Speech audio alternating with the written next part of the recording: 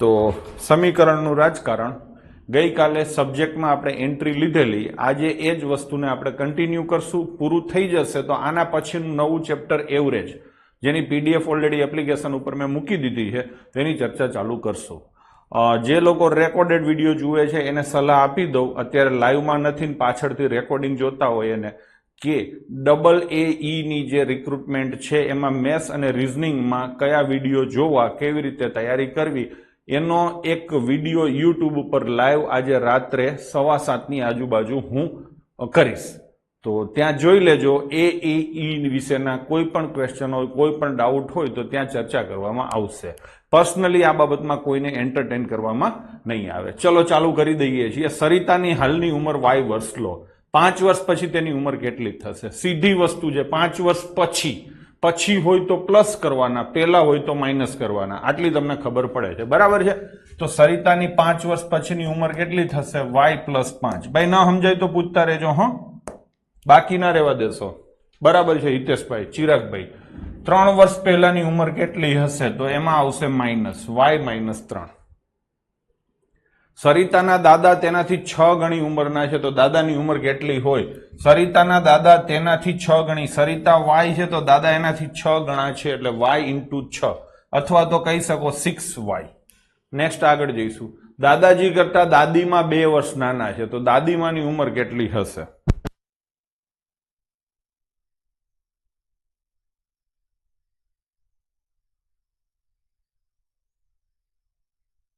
દાદાજી કરતા દાદીમાં 2 વર્ષ નાના છે, દાદાજીની ઉંમર 6y છે, 6y, એમાં 2 નાના, તો 6y - 2. પછી સરિતાની પિતાની ઉંમર, સરિતાની ઉંમરના 3 ગણાથી 5 વર્ષ વધારે છે. ભાઈ વાંચતા આવડશે? સરિતાની ઉંમરના 3 ગણા, સરિતાની ઉંમર y છે, એના 3 ગણા એટલે 3y, અને એનાથી શું છે? વધારે છે, એટલે પ્લસ છે. કેટલા? 5. તો 3y + 5. દેવાંશીબેન બરાબર છે. એક લંબચોરસ ખંડની લંબાઈ તેની પહોળાઈના 3 ગણા કરતા 4 મીટર ઓછી છે. જોજો હવે વાંકા ચૂકા વાક્યો ચાલુ થયા છે. પહોળાઈ કેટલી છે? b. હંમેશા બાળકો તમે આ રીતે વાંચો, લંબાઈ પહોળાઈના 3 ગણા કરતા 4 ઓછી. આવી રીતે કોઈ પણ વાક્ય વાંચો તો અહીંયા 2 વસ્તુ છે, એક લંબાઈ છે અને એક પહોળાઈ છે. ગુજરાતીમાં તમે વાક્ય વાંચો આ રીતે જુઓ તો જમણી બાજુ જે હોય ને એને હંમેશા સ્ટાર્ટ કરવાનું. જમણી બાજુ કોણ છે? પહોળાઈ. પહોળાઈને કેટલી લેવાની? b. પછી શું છે? ના એટલે ગુણ્યા 3 ગણા એટલે 3, અને પછી શું છે? 4 ઓછી એટલે 4 - 4 વધુ હોય તો 4 પ્લસ. આંકડો હંમેશા છેલ્લે લખવાનો. અને લંબાઈને આપણે શું લઈશું? l. હવે તમે મને કહો કે આમાં ઇક્વલ ટુ ક્યાં કરવાનું? l અને v ની વચ્ચે. બરાબર ને? તો થઈ ગયું. તો કાયદેસર સુસ્કૃત રીતે લખવું હોય તો આવી રીતે લખાય. ડન છે? ચલો આગળ. લંબચોરસ પેટીની ઊંચાઈ h સેન્ટીમીટર છે, લંબાઈ ઊંચાઈ કરતા 5 ગણી અને પહોળાઈ લંબાઈ કરતા 10 ગણી છે. પેલા આટલું વાંચો, લંબાઈ ઊંચાઈ કરતા 5 ગણી, આ લંબાઈ ઊંચાઈ એટલે h કરતા 5 ગણી, અને અહીંયા શું આવશે? Equal to. હવે આગળ પહોળાઈ એટલે b. લંબાઈ કરતા 10 સેન્ટીમીટર ઓછી, લંબાઈ કરતા 10 સેન્ટીમીટર ઓછી, આવું થાય. એટલે હા, હવે તમારે અહીંયા l ની કિંમત મૂકવી હોય તો તમે આવી રીતે કરી શકો છો. આ l છે ને, l એની કિંમત શું છે? 5h. તો આવું તમે લખી શકો. આ 2 વસ્તુ લખી શકો છો. બરાબર છે? આગળ જઈશું. આ આપણે ઓલરેડી ચાલુ કરી દીધું છે. 2 વસ્તુ, સંખ્યા કે નામ આપેલા હોય તો છેલ્લે જે નામ હોય અથવા જેની પાછળ ના હોય એને ધારવાનું હોય ને. જો અહીંયા શું હતું? લંબાઈ કરતા, લંબાઈ ના, લંબાઈ કરતા, તો છેલ્લે જે હોય એને ધારવાનું, આને ધારવાનું. જો કે આમાં તો ઓલરેડી નામ આપેલા હતા. ચલો આગળ કરીએ, તમને ખબર પડી જશે. ઇરફાને કહ્યું તેની પાસે પરમિત પાસેની લખોટીના 5 ગણા કરતા 7 લખોટી વધુ છે. ઇરફાન પાસે 37 લખોટી છે, પરમિત પાસેની લખોટીની સંખ્યા માટે એમ ધારો. આપણે સોલ્વ નથી કરવાનું, ખાલી સમીકરણ બનાવવાનું છે. આ ઇરફાને કહ્યું કે તેની પાસે પરમિતના 5 ગણા કરતા 7 વધુ છે. આ વાક્ય જુઓ. તેની એટલે કોણ? ઇરફાન થાય. તો ઇરફાન છે ડાબી બાજુ છે અને પરમિત છે જમણી બાજુ છે. આપણે જમણી બાજુથી લેવાનું. પરમિત પાસેની લખોટી માટે શું લેવાનું? એમ. એમ ના 5 ગણા કરતા 7 વધુ છે. કોની પાસે? ઇરફાન પાસે. હા ને? ઇરફાનનો આય ધારો. લો થઈ ગયો. હવે પેપર સેટર એવું કહે છે કે ઇરફાન પાસે 37 લખોટી છે, તો અહીંયા કેટલી લખવાની? 37. આને તમે સોલ્વ કરશો એટલે જવાબ મળી જશે. સોલ્વ કેમ કરવું એની ચર્ચાઓ આપણે ભૂતકાળમાં કરેલી છે. સાદું રૂપ શીખ્યા છીએ ને આપણે. હું અત્યારે સોલ્વ નથી કરાવવાનો, બરાબર છે. પાછળ તમે આની પીડીએફ જોશો તો એમાં કોઈ જવાબો આપેલા નથી, ખાલી સમીકરણો બનાવીને આપવાના થાય છે. તો એ અત્યારે તમે વિડીયો જોશો એટલે એમાં સમીકરણો લખી શકશો. ડન છે. ચલો, લક્ષ્મીના પિતા 49 વર્ષના છે. તે લક્ષ્મીની ઉંમરના 3 ગણાથી 4 વર્ષ મોટા છે. લક્ષ્મીની તે એટલે કોણ? પિતા. લક્ષ્મીની ઉંમર ના આવ્યું ને, તો લક્ષ્મીની ઉંમર માની લો કે L છે. ના એટલે ગુણ્યા કેટલા ગણા? 3 ગણાથી 4 વર્ષ મોટા છે, એટલે 4 વર્ષ વધુ છે. કોણ? પિતાજી. લો થઈ ગયો. હવે પિતાજીની જગ્યાએ 49 લખો એટલે લક્ષ્મીની ઉંમર તમને મળી જાય. ડન છે. ચલો નેક્સ્ટ. ઓછું નાનું હોય તે હંમેશા ધારવું. હંમેશા 2 વ્યક્તિ હોય તો તમને જોઈને ખબર પડી જશે કોણ મોટો છે અને કોણ નાનો છે. હંમેશા નાનાને ધારવાનો. નાનાને ધારવાથી શું થાય? દાખલો ગણવામાં તમને સરળતા રહેશે, અપૂર્ણાંક નહીં આવે. તો હંમેશા બાળકો નાનાને ધારવો. ડન છે. ચલો, માં ને નાના ને માસી ને બધું માતૃપક્ષ જ ચાલે છે. આમાં જરાય હું એવું ક્યાંય નથી કહેવા માંગતો કે મને માતૃપક્ષ પ્રત્યે વધારે ઝુકાવ છે, બરાબર છે. જે છે એ આ છે. શિક્ષકે વર્ગમાં કહ્યું સૌથી વધારે ગુણ મેળવનાર વિદ્યાર્થીના ગુણ વર્ગના સૌથી ઓછા ગુણ મેળવનાર વિદ્યાર્થીના ગુણના 2 ગણાથી 7 વધારે છે. અને ટૂંકમાં લખું તો વધુ ઓછાના 2 ગણાથી 7 વધુ. અને આવું લખીએ કઈ કે નહીં? તમે આવું તો સમજો ને. વધુ છે એ ઓછાના 2 ગણાથી 7 વધુ. તો આ ના આવ્યું ને, ઓછા એને આપણે ઓ લઈએ. ના 2 ગણાથી એટલે ગુણ્યા 2, 7 વધુ. અને અહીંયા વધુ એટલે વી. તો ઇક્વલ ટુ ક્યાં આવશે? અહીંયા. એટલે સમજો છો? એકવાર કોમેન્ટ કરો છો. આ જે સમજી ગયા હોય, હું નથી માનતો કે સમીકરણ બનાવવામાં હવે કોઈ વાંધો આવે. હવે તો હું અલગ અલગ બાઉન્સ નાખ્યા રાખીશ તમારા ઉપર. તમને બનાવતા આવડવું જોઈએ. સમજાય છે એ બરાબર છે હિતેશ, આવડવું જોઈએ. હવે દંડાઈ નહીં ચાલે, બરાબર છે. ચલો, એક મેચમાં સચિનના રન રાહુલના રન કરતા 2 ગણા છે. એટલે અહીંયા લખો ને સચિન રાહુલ કરતા 2 ગણો. ટૂંકમાં લખું તો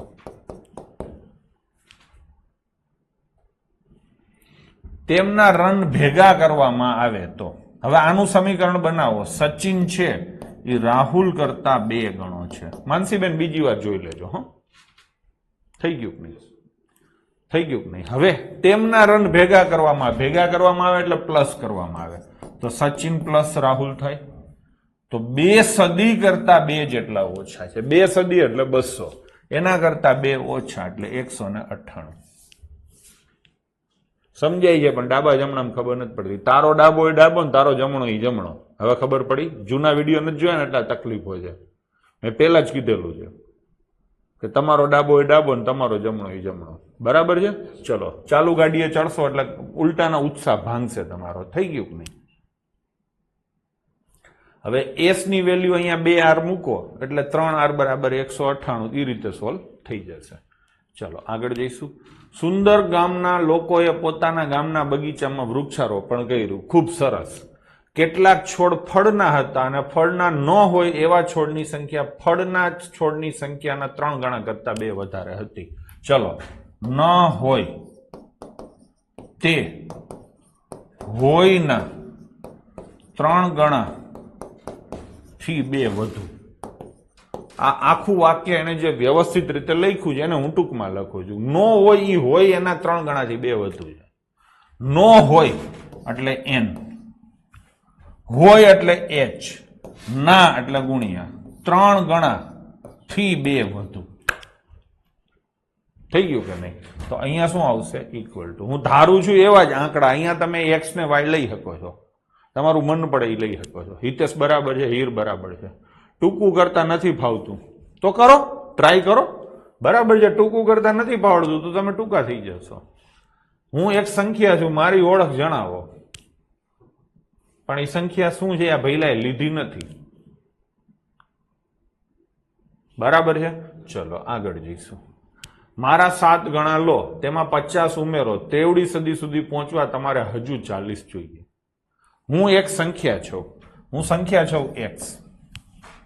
મારા 7 ગણા લો એટલે 7x, તેમાં 50 ઉમેરો એટલે 50 ઉમેર્યા. હા, તેવડી સદી સુધી પહોંચવા હજી તમારે 40 જોઈએ. તેવડી સદી સુધી પહોંચવા એટલે કે 300 સુધી પહોંચવા હજી આમાં કેટલા નાખવા પડે? 40. તો હજી આમાં 40 નાખશો ને તો ક્યાં પહોંચશો? 300 એ પહોંચશો. તો પહોંચશો એટલે ઇક્વલ ટુ થઈ જશે. લો થઈ ગયું. હવે આ સોલ્વ કરો. 7x પ્લસ 50 બરાબર 260. એમ થાય પણ આ વધારે હેલું પડે. 45 તેજ થઈ ગયું કે નહીં? એટલે સમજાણું. કોઈ એક સંખ્યા છે x, એના 7 ગણા એટલે 7x લીધા, એમાં 50 ઉમેર્યા, હજી 300 એ પહોંચવું હોય તો એમાં 40 ઉમેરો. તો 40 ઉમેરી દીધા તો ક્યાં પહોંચશો? 300 એ. અમુક લોકો અહીંયા 260 લખે છે, 40 નથી લખતા, ચાલે. પણ જેવું કીધું છે એવું આ રીતે લખો તો વધારે સારી રીતે સમજાય. ડન છે? ચાલો. એક સંખ્યામાંથી 1/2 બાદ કરી મળતા પરિણામને 1/2 વડે ગુણતા જો 1/8 મળે તો તે સંખ્યા શોધો. આવું તમને પૂછાય છે. બરાબર ને? એક સંખ્યામાંથી 1/2 બાદ એટલે એક સંખ્યા કોણ છે? x માંથી બાદ મળતા પરિણામને 1/2 વડે ગુણતા. તમે આવું કરો છો. આ તમે શું કર્યું કે ખબર છે? 1/2 ને 1/2 વડે ગુણ્યા કહેવાય. એવું નથી કીધું પરિણામને 1/2 વડે ગુણો એટલે પરિણામ આ કહેવાય. આખો બ્રેકેટ બને. x માંથી 1/2 બાદ કરો એટલે પરિણામ આ આખું મળે. અને એને કેટલા વડે ગુણવાના છે? 1/2 વડે. તો જવાબ શું મળે છે? 1/8. આવું થાય. ખબર પડી? સોલ્વ નથી કરવું. સોલ્વ તો આપણે હજારો દાખલા કર્યા છે. નિકુલ રબારી અત્યારે કોઈ પ્રશ્ન પૂછવાનો નથી થતો. હો, ભણવા સિવાય કોઈ પ્રશ્ન પૂછતો ને એને બ્લોક કરી દઈશ. બીજા બધાને કહું છું આમાં ન સમજાય પૂછવાનું છે. વિડીયો તારો ઉપડતો નથી, પીડીએફ ડાઉનલોડ નથી થતી, એવા ફાલતુ પ્રશ્નો કોઈએ ચાલુ ક્લાસમાં પૂછવા નહીં. એના માટે તમે મને વોટ્સએપે કરી શકો છો, શરૂઆતમાં છેલ્લે પૂછી શકો છો. બરાબર? નહીં તો ફટાફટ બ્લોક થઈ જશો, પછી ના કહેતા. હવે આગળ. એક સમદ્વિ બાજુ ત્રિકોણના પાયાનું માપ 4/3 સેન્ટીમીટર છે. હવે સમદ્વિ બાજુ ત્રિકોણ એટલે આ તમને ખબર ન હોય તો કહું. માનો કે આ x છે તો આ x હોય, બે હરખી બાજુ હોય, અને આ ત્રીજી બાજુ થઈ y. થઈ ગયું? હવે આ જે રહ્યો ને એનો પાયો કહેવાય. આ બે માં ફરખા હશે, આ અલગ હશે. નીચે જમીનને ટચ થયેલો ભાગ હોય ને પાયો કહેવાય. બરાબર છે? આટલી તમને ન ખબર હોય એ હું કહું છું. આપણે સમીકરણ બનાવતા શીખીએ છીએ, પણ સમીકરણ તો બધે બનાવવાના આવશે ને, એટલે મેં બધા એક્ઝામ્પલો લીધા છે. હવે શું કીધું છે? પાયાનું માપ 4/3 છે. એટલે આ માપ કેટલું થાય? 4/3. પછી શું કીધું છે? ત્રિકોણની પરિમિતિ આટલી છે તો ત્રિકોણની બે સમાન બાજુની લંબાઈના માપ શોધો. હવે ત્રિકોણની પરિમિતિ એટલે ત્રણેય બાજુના માપનો સરવાળો. તો પરિમિતિ શું થાય? 2x પ્લસ y થાય ને? સોરી, ત્રણેય બાજુ એટલે આપણે લાઈનમાં લઈએ તો x પ્લસ x અને પ્લસ y. આ એની પરિમિતિ થઈ. એક બાજુ, બીજી બાજુ, ત્રીજી બાજુ, ત્રણેયનો સરવાળો કેટલો થાય છે? 4.2/15. y નું માપ કેટલું છે? 4/3.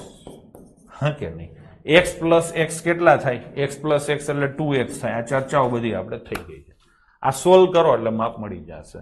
તો ત્રિકોણની બે સમાન બાજુના માપ શોધો એટલે આ x અને x શોધો એ તમને મળી જશે. ડન છે? ચલો. બે સંખ્યાનો સરવાળો 95 છે. પેલી સંખ્યા x હોય અને બીજી સંખ્યા y હોય તો એનો સરવાળો થયો 95. ડન છે. એક સંખ્યા બીજી સંખ્યા કરતા 15 વધારે છે. એક સંખ્યા x છે, બીજી સંખ્યા y છે, એના કરતા 15 વધારે છે. ગમે ત્યારે વધારે છે કે ઓછા છે એવું કહીએ ત્યારે વચ્ચે બાદબાકીની નિશાની આવે અને જવાબ શું આવશે? 15. તો તે સંખ્યાઓ શોધો. થઈ ગયું ને? તો આ સંખ્યા તમને મળી જશે. ડન છે. ચલો આગળ જઈશું. જો 3 ક્રમિક પૂર્ણાંક સંખ્યાનો સરવાળો 51 હોય તો તે સંખ્યા શોધો. પેલા તો છોકરાઓ તમને છે ને ક્રમિક સંખ્યાઓ વિશે ખબર હોવી જોઈએ. ધારો કે આ 2 છે, 3 છે, 4 છે, 5 છે, 6 છે, 7 છે, તો આ બધી શું કહેવાય? ક્રમિક સંખ્યાઓ કહેવાય, એક પછી એક આવતી.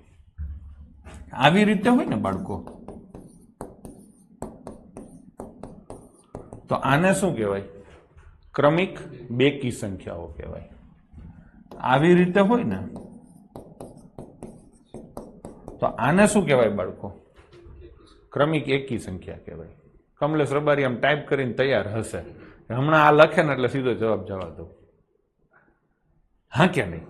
આને ક્રમિક સંખ્યા કહેવાય, આને ક્રમિક બેકી સંખ્યા કહેવાય અને આને ક્રમિક એકી સંખ્યા કહેવાય. આ તમને ખબર છે. હવે છોકરાઓ, જો આ x હોય ને x, તો એના કરતા કેટલો વધારે છે? 1. તો આને કહેવાય x પ્લસ 1. આના કરતા કેટલો વધારે છે? અગેન 1 વધારે. તો આને શું કહેવાય? x પ્લસ 2 કહેવાય કે નહીં? તો હું શું કહું છું તમને કે ક્રમિક સંખ્યા હોય ને એને ગાણિતિક ભાષામાં અથવા x ની ભાષામાં લખવી હોય ને તો આવી રીતે લખાય. લખાય કે નહીં? ટૂંકમાં નજીક નજીકની બે સંખ્યા વચ્ચેનો તફાવત 1 હોય. હવે એવી રીતે લઈએ ક્રમિક બેકી સંખ્યા, તો કેટલો તફાવત છે મને કોઈ કહેશો?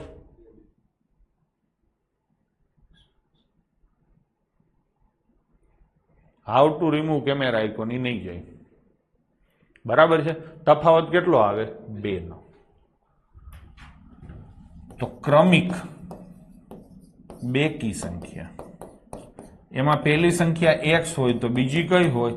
x plus 2. પછી કઈ હોય? x plus 4. પછી કઈ હોય? x plus 6. આ રીતે હોય. ડન છે? હવે એ જ રીતે ક્રમિક એકી સંખ્યા હોય તો તફાવત કેટલો છે છોકરાઓ? જોઈ લો છે. ક્રમિક એકી સંખ્યા હોય તો 2 નો. તો અહીંયા હું લખું ક્રમિક એકી. કેવી લખશું? ક્રમિક એકી. તો એમાંય તફાવત 2 નો જ આવે.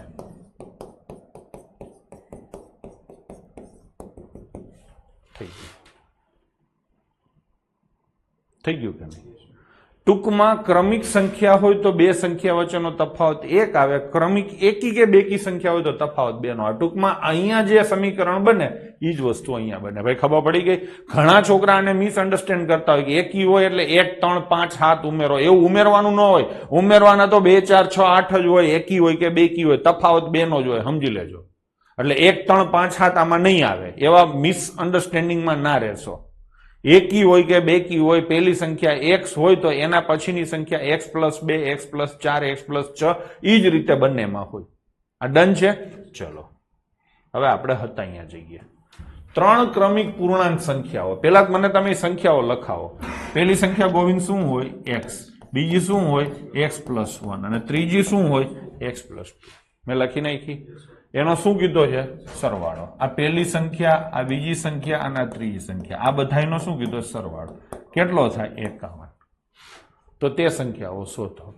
તો આ 1x 1x અને 1x એટલે કેટલા થાય? 3x પ્લસ 3 બરાબર 51. હવે આ તમને સોલ્વ કરતા આવડે છે. સાદું રૂપ આપો. આપણે ઢગલો બધા ક્વેશ્ચન કર્યા છે. આગળ જઈશું. 8 ના 3 ક્રમિક ગુણિતનો સરવાળો 888 છે.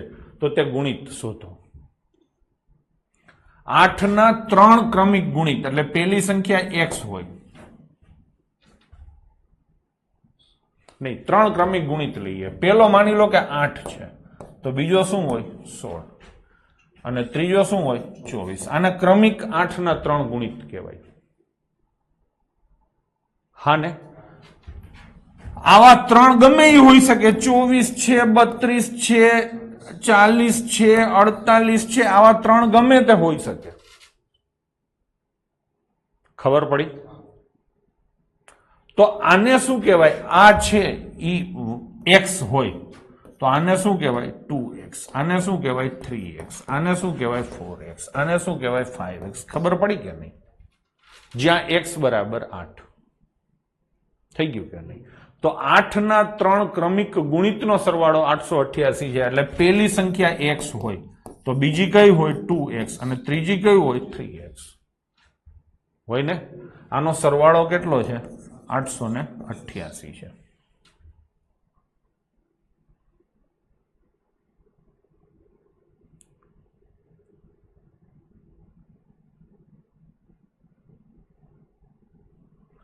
તો 3 ને 2 5 ને 6x બરાબર 888.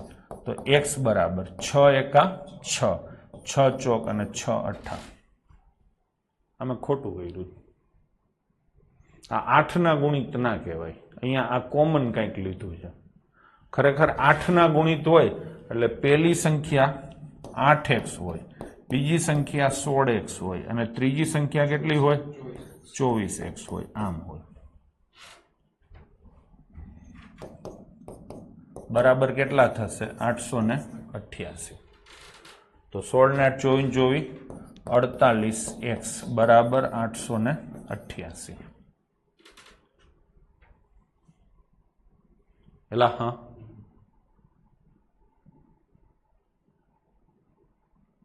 હા. હવે 8 ઉડે તો 6, 8 ઉડે તો 111. તો આય નો થયું. હું કઈક હલવાનું,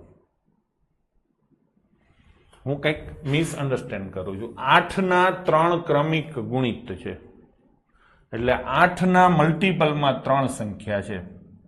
પહેલી સંખ્યા x હોય તો બીજી x પ્લસ 1 હોય અને ત્રીજી x પ્લસ 2 હોય. અને આ શેના મલ્ટીપલમાં હોય? 8. આવી રીતે થાય. થઈ ગયું કે નહીં? તો 8x પ્લસ 8x પ્લસ 8 અને પછી 8x પ્લસ 8 દુ ને 16. હવે બરાબર છે. અને બરાબર કેટલા થાય? 888. ચલો છોકરાઓ હિસાબ કરો જોઈએ. 8 તેરી 24x બરાબર ને? 24x વત્તા 24 બરાબર 888. તો 24x બરાબર 8 માંથી 4 જાય તો 4, 8 માંથી 2 જાય તો 6, 864 થાય. ચલો તો x બરાબર કેટલા થાય? 24 તેરી 72 અને 24 6. થઈ ગયું કે નહીં? એટલે હા. તો પહેલી સંખ્યા આ શું હોય? 36, આ શું હોય? 37 અને આ શું હોય? 38. અને એને ગુણ્યા કેટલા? 8. આને ગુણ્યા 8, આને ગુણ્યા 8. તો 36 8, 36 288. પહેલી સંખ્યા આવે 288, બીજી આવે 296 અને ત્રીજી આવે 304. લો થઈ ગઈ. થઈ ગયું? ચલો ફરીથી સમજાવું. અહીંયા થોડાક શબ્દો થોડુંક અઘરું વાપર્યું હતું. ચલો ફરીથી સમજાવું છું. 8 ના 3 ક્રમિક ગુણિત એટલે 8 ના મલ્ટીપલ વાળી 3 સંખ્યા. મેં તમને સમજાવ્યું હતું કે પહેલી સંખ્યા 8 હોય તો બીજી 16 હોય, ત્રીજી 24 હોય. આવી આખી લાઈન આવે. સમજી લો, ઘણી બધી સંખ્યાઓ આવે. એમાંથી વચ્ચેની કોઈ 3 હળંગ સંખ્યાઓ હશે. એનો સરવાળો 888 થાય છે. થાય છે. તો પહેલી સંખ્યા 8 નો ગુણિત કેટલો હોય? x હોય ને. પછી 1 વધ્યો ને. આ 8 ગુણ્યા 1 છે. આ 8 ગુણ્યા કેટલા છે? 2. આ 8 ગુણ્યા કેટલા છે? 3. તો 8 ગુણ્યા x છે. બીજી સંખ્યા શું હોય? 8 ગુણ્યા x પ્લસ 1 હોય. અને ત્રીજી સંખ્યા શું હોય? 8 ગુણ્યા x પ્લસ 2 હોય. 8 નો ગુણિત છે એટલે 8 ના મલ્ટીપલમાં છે. પહેલી સંખ્યા x હોય, બીજી સંખ્યા x પ્લસ 1 હોય અને ત્રીજી સંખ્યા x પ્લસ 2 હોય.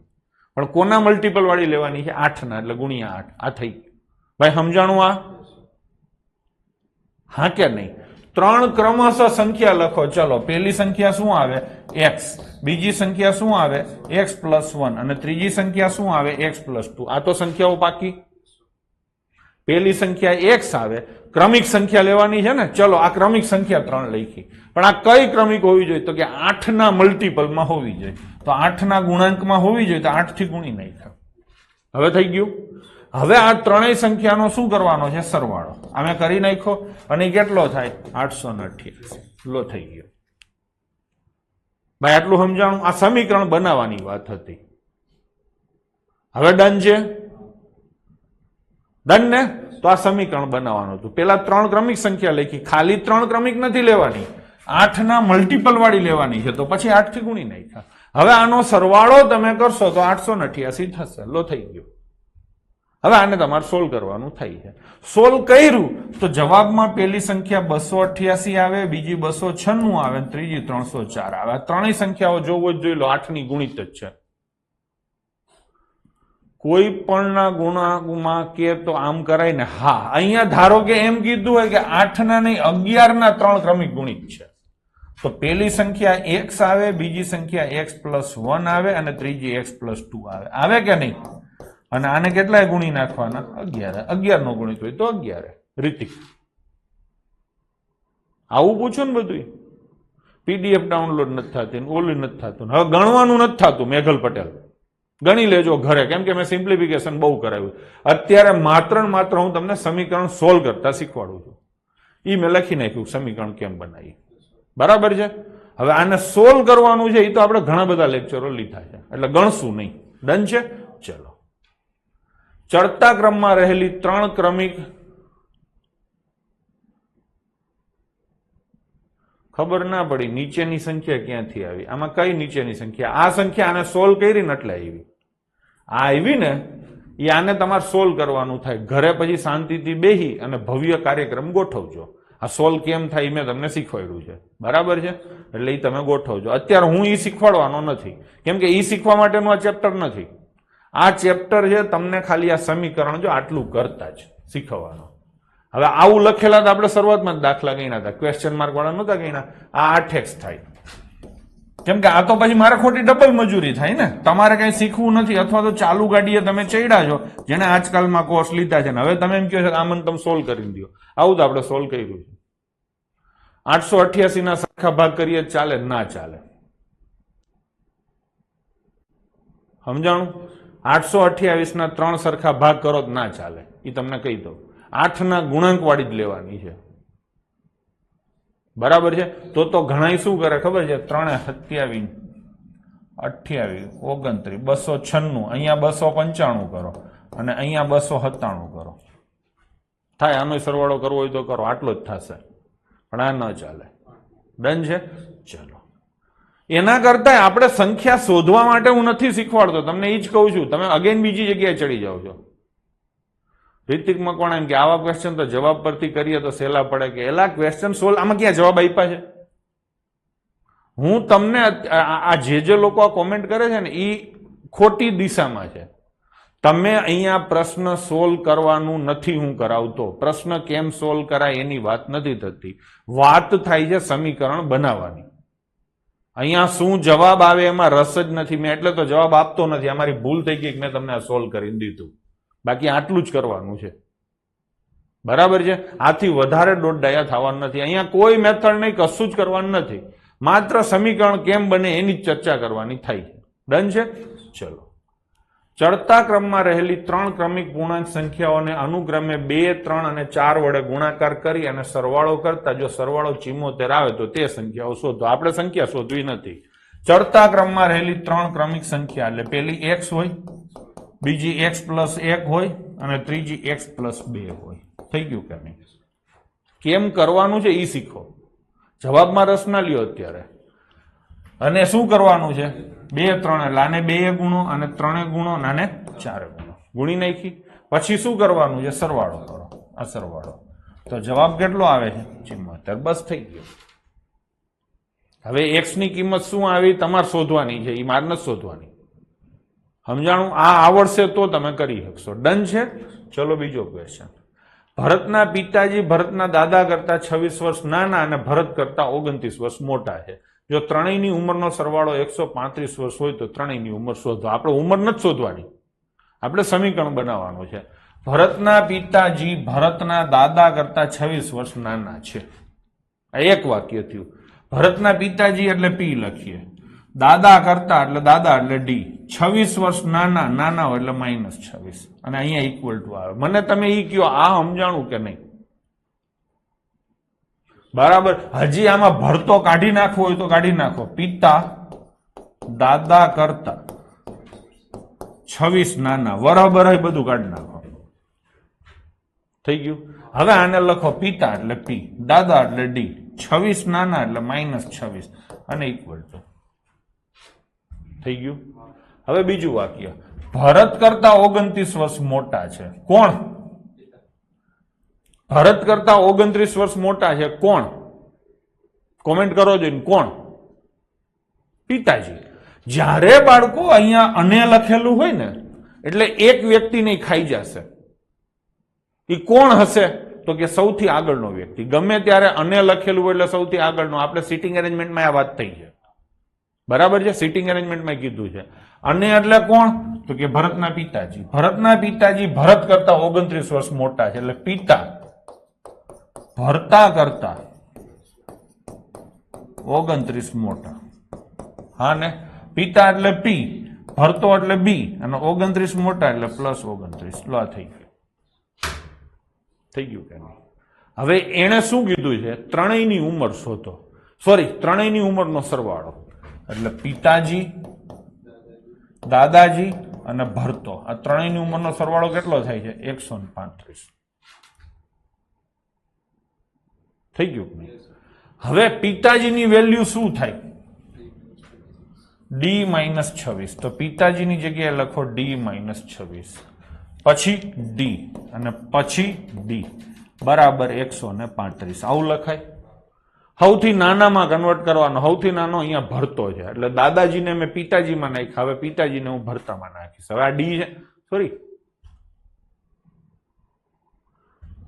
સોરી ફરીથી લખું છું. દાદાજી વત્તા પિતાજી અને વત્તા ભરત બરાબર 135. આવું છે. એલા હા. હવે પિતાજી એટલે શું થાય? નહીં, આ બે. હા. હવે હાલો, આટલી તો ખબર પડી ગઈ ને તમને. હું એમ કહું છોકરાઓ, એક જ મિનિટ હો, હજી થોડુંક આગળ લઈ જાઉં છું. સમીકરણ બની ગયું ને? ચલો હજી તમને થોડાક આગળ લઈ જાઓ.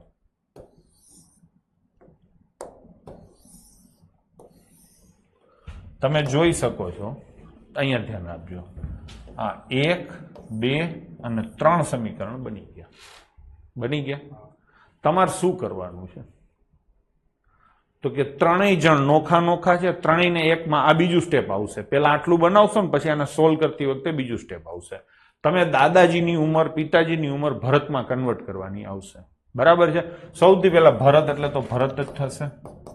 પિતાજી એટલે શું થાય? તો કે ભરત +29 એટલે ભરત +29. થઈ ગયું કે નહીં?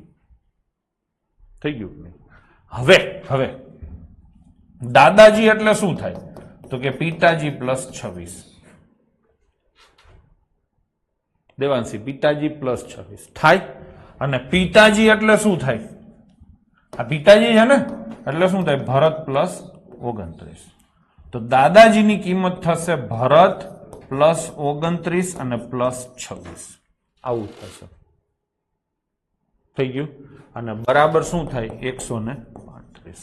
હું ફરીથી લઈશ. આ સ્ટેપમાં કદાચ તમને તકલીફ પડી હોય, હું ફરીથી લઈશ. બરાબર છે? ચલો વાંચો. પિતાજી દાદા કરતા 26 વર્ષ નાના છે. પિતાજી દાદા કરતા 26 વર્ષ નાના. થઈ ગયું? બીજું વાક્ય, પિતાજી ભરત કરતા 29 વર્ષ મોટા છે. પિતાજી ભરત કરતા 29 વર્ષ મોટા છે. થઈ ગયું? ત્રીજું સ્ટેપ, ત્રણેયની ઉંમરનો સરવાળો. દાદાજી, પિતાજી અને ભરત, આનો સરવાળો કેટલો છે? 135. આટલું તમને પેલા સ્ટેપમાં આવડી જશે. થઈ ગયું નહીં? હવે તમારો ટાર્ગેટ શું હોવો જોઈએ? કે બંનેમાં જે કોમન હોય ને એમાં કન્વર્ટ કરાય. આટલે સુધી બરાબર છે ભાઈ? હવે તમારો ટાર્ગેટ કાં તો તમે ભરતમાં કન્વર્ટ કરો, ભરત આમાં છે જ નહીં એટલે તમે થોડાક ધંધે લાગશો. તો બંનેમાં કોમન કોણ છે? સોરી, બંને નહીં, ત્રણેયમાં કોમન કોણ છે? એ કોણ? ત્રણેયમાં કોમન કોણ છે? કઈ વ્યક્તિ ત્રણેયમાં કોમન છે? પી. તો બધાને પી માં કન્વર્ટ કરો. પી માં કન્વર્ટ કરવું એટલે શું એ તમને કહું. ડી ની વેલ્યુ પી માં શોધો. ખબર પડી? ડી ની વેલ્યુ પી માં શોધો. હવે આ કોની વેલ્યુ મળી કહેવાય તમને? પી ની. ડી ને એકલો પાડો, બી ને એકલો પાડો. ચલો તો આનું સમીકરણ આવું લખાય, ડી બરાબર P+26. આવું લખાય. એલા હા, પછી બી બરાબર પી માઇનસ 29. આ સામે જાય તો માઇનસ થાય, નાની ચર્ચાઓ થઈ ગઈ છે ભાઈ. આ બંને સમીકરણ થઈ ગયા. હવે હું શું કહું છું, આ ડી છે ને, ડી ની વેલ્યુ આ થાય તો ડી ને કાપી અને એની જગ્યાએ પી પ્લસ 26 લખો. પછી પી ની વેલ્યુ તો પી જ થાય અને બી ની વેલ્યુ શું થાય, પી માઇનસ 29 અને બરાબર કેટલા થાય, 135. તો લખી નાખજો ક્યાંક કે 3 અલગ અલગ અજાણી વસ્તુ હોય તો ત્રણેય વાક્યમાં જે કોમન હોય એમાં બધાને કન્વર્ટ કરો. ખબર પડી? તો અમે શું કર્યું એ ખબર પડી. હવે તમે કરો, આને આપણે આખો સોલ્વ કરીએ. ચલો, આ 3 પી થયા, 26 માંથી 29 જાય તો -3 અને આ બાજુ આવે તો પ્લસ થાય. તો પિતાજી કેટલા વર્ષના હોય, 46 વર્ષના હોય.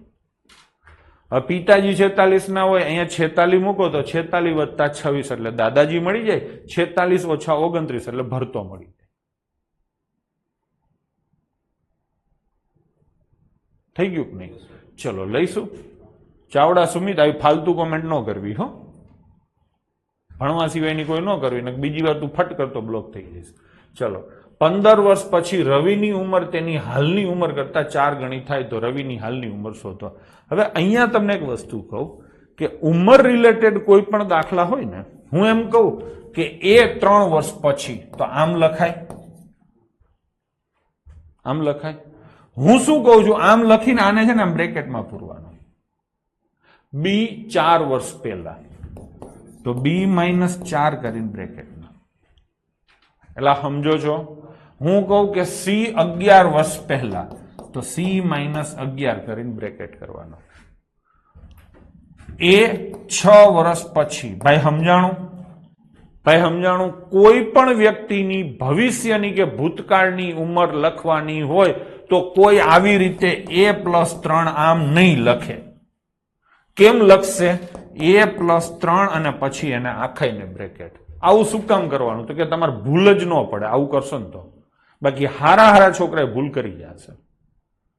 તમને એવું કહીએ ને, જો આવું કહીએ ને કે એ ની 3 વર્ષ શું ભૂલ કરો એ શીખવાડું. એ ની 3 વર્ષ પછીની ઉંમરના 4 ગણા.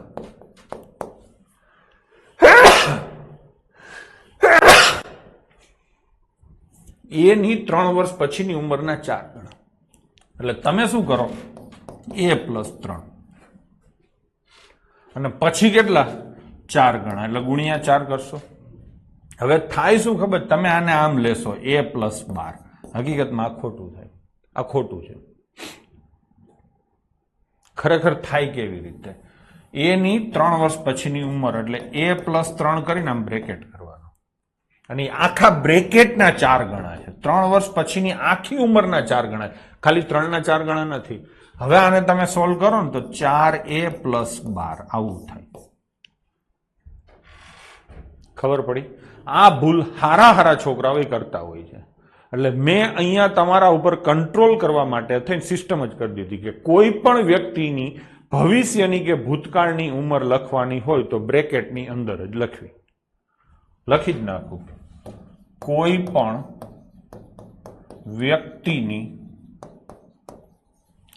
પણ વ્યક્તિની આ લખી નાખજો. પછી ભૂતકાળ કે ભવિષ્યકાળની, એટલે કે અમુક વર્ષ પહેલા / પછીની ઉંમર લખવી હોય તો તે હંમેશા કૌંસમાં લખવી.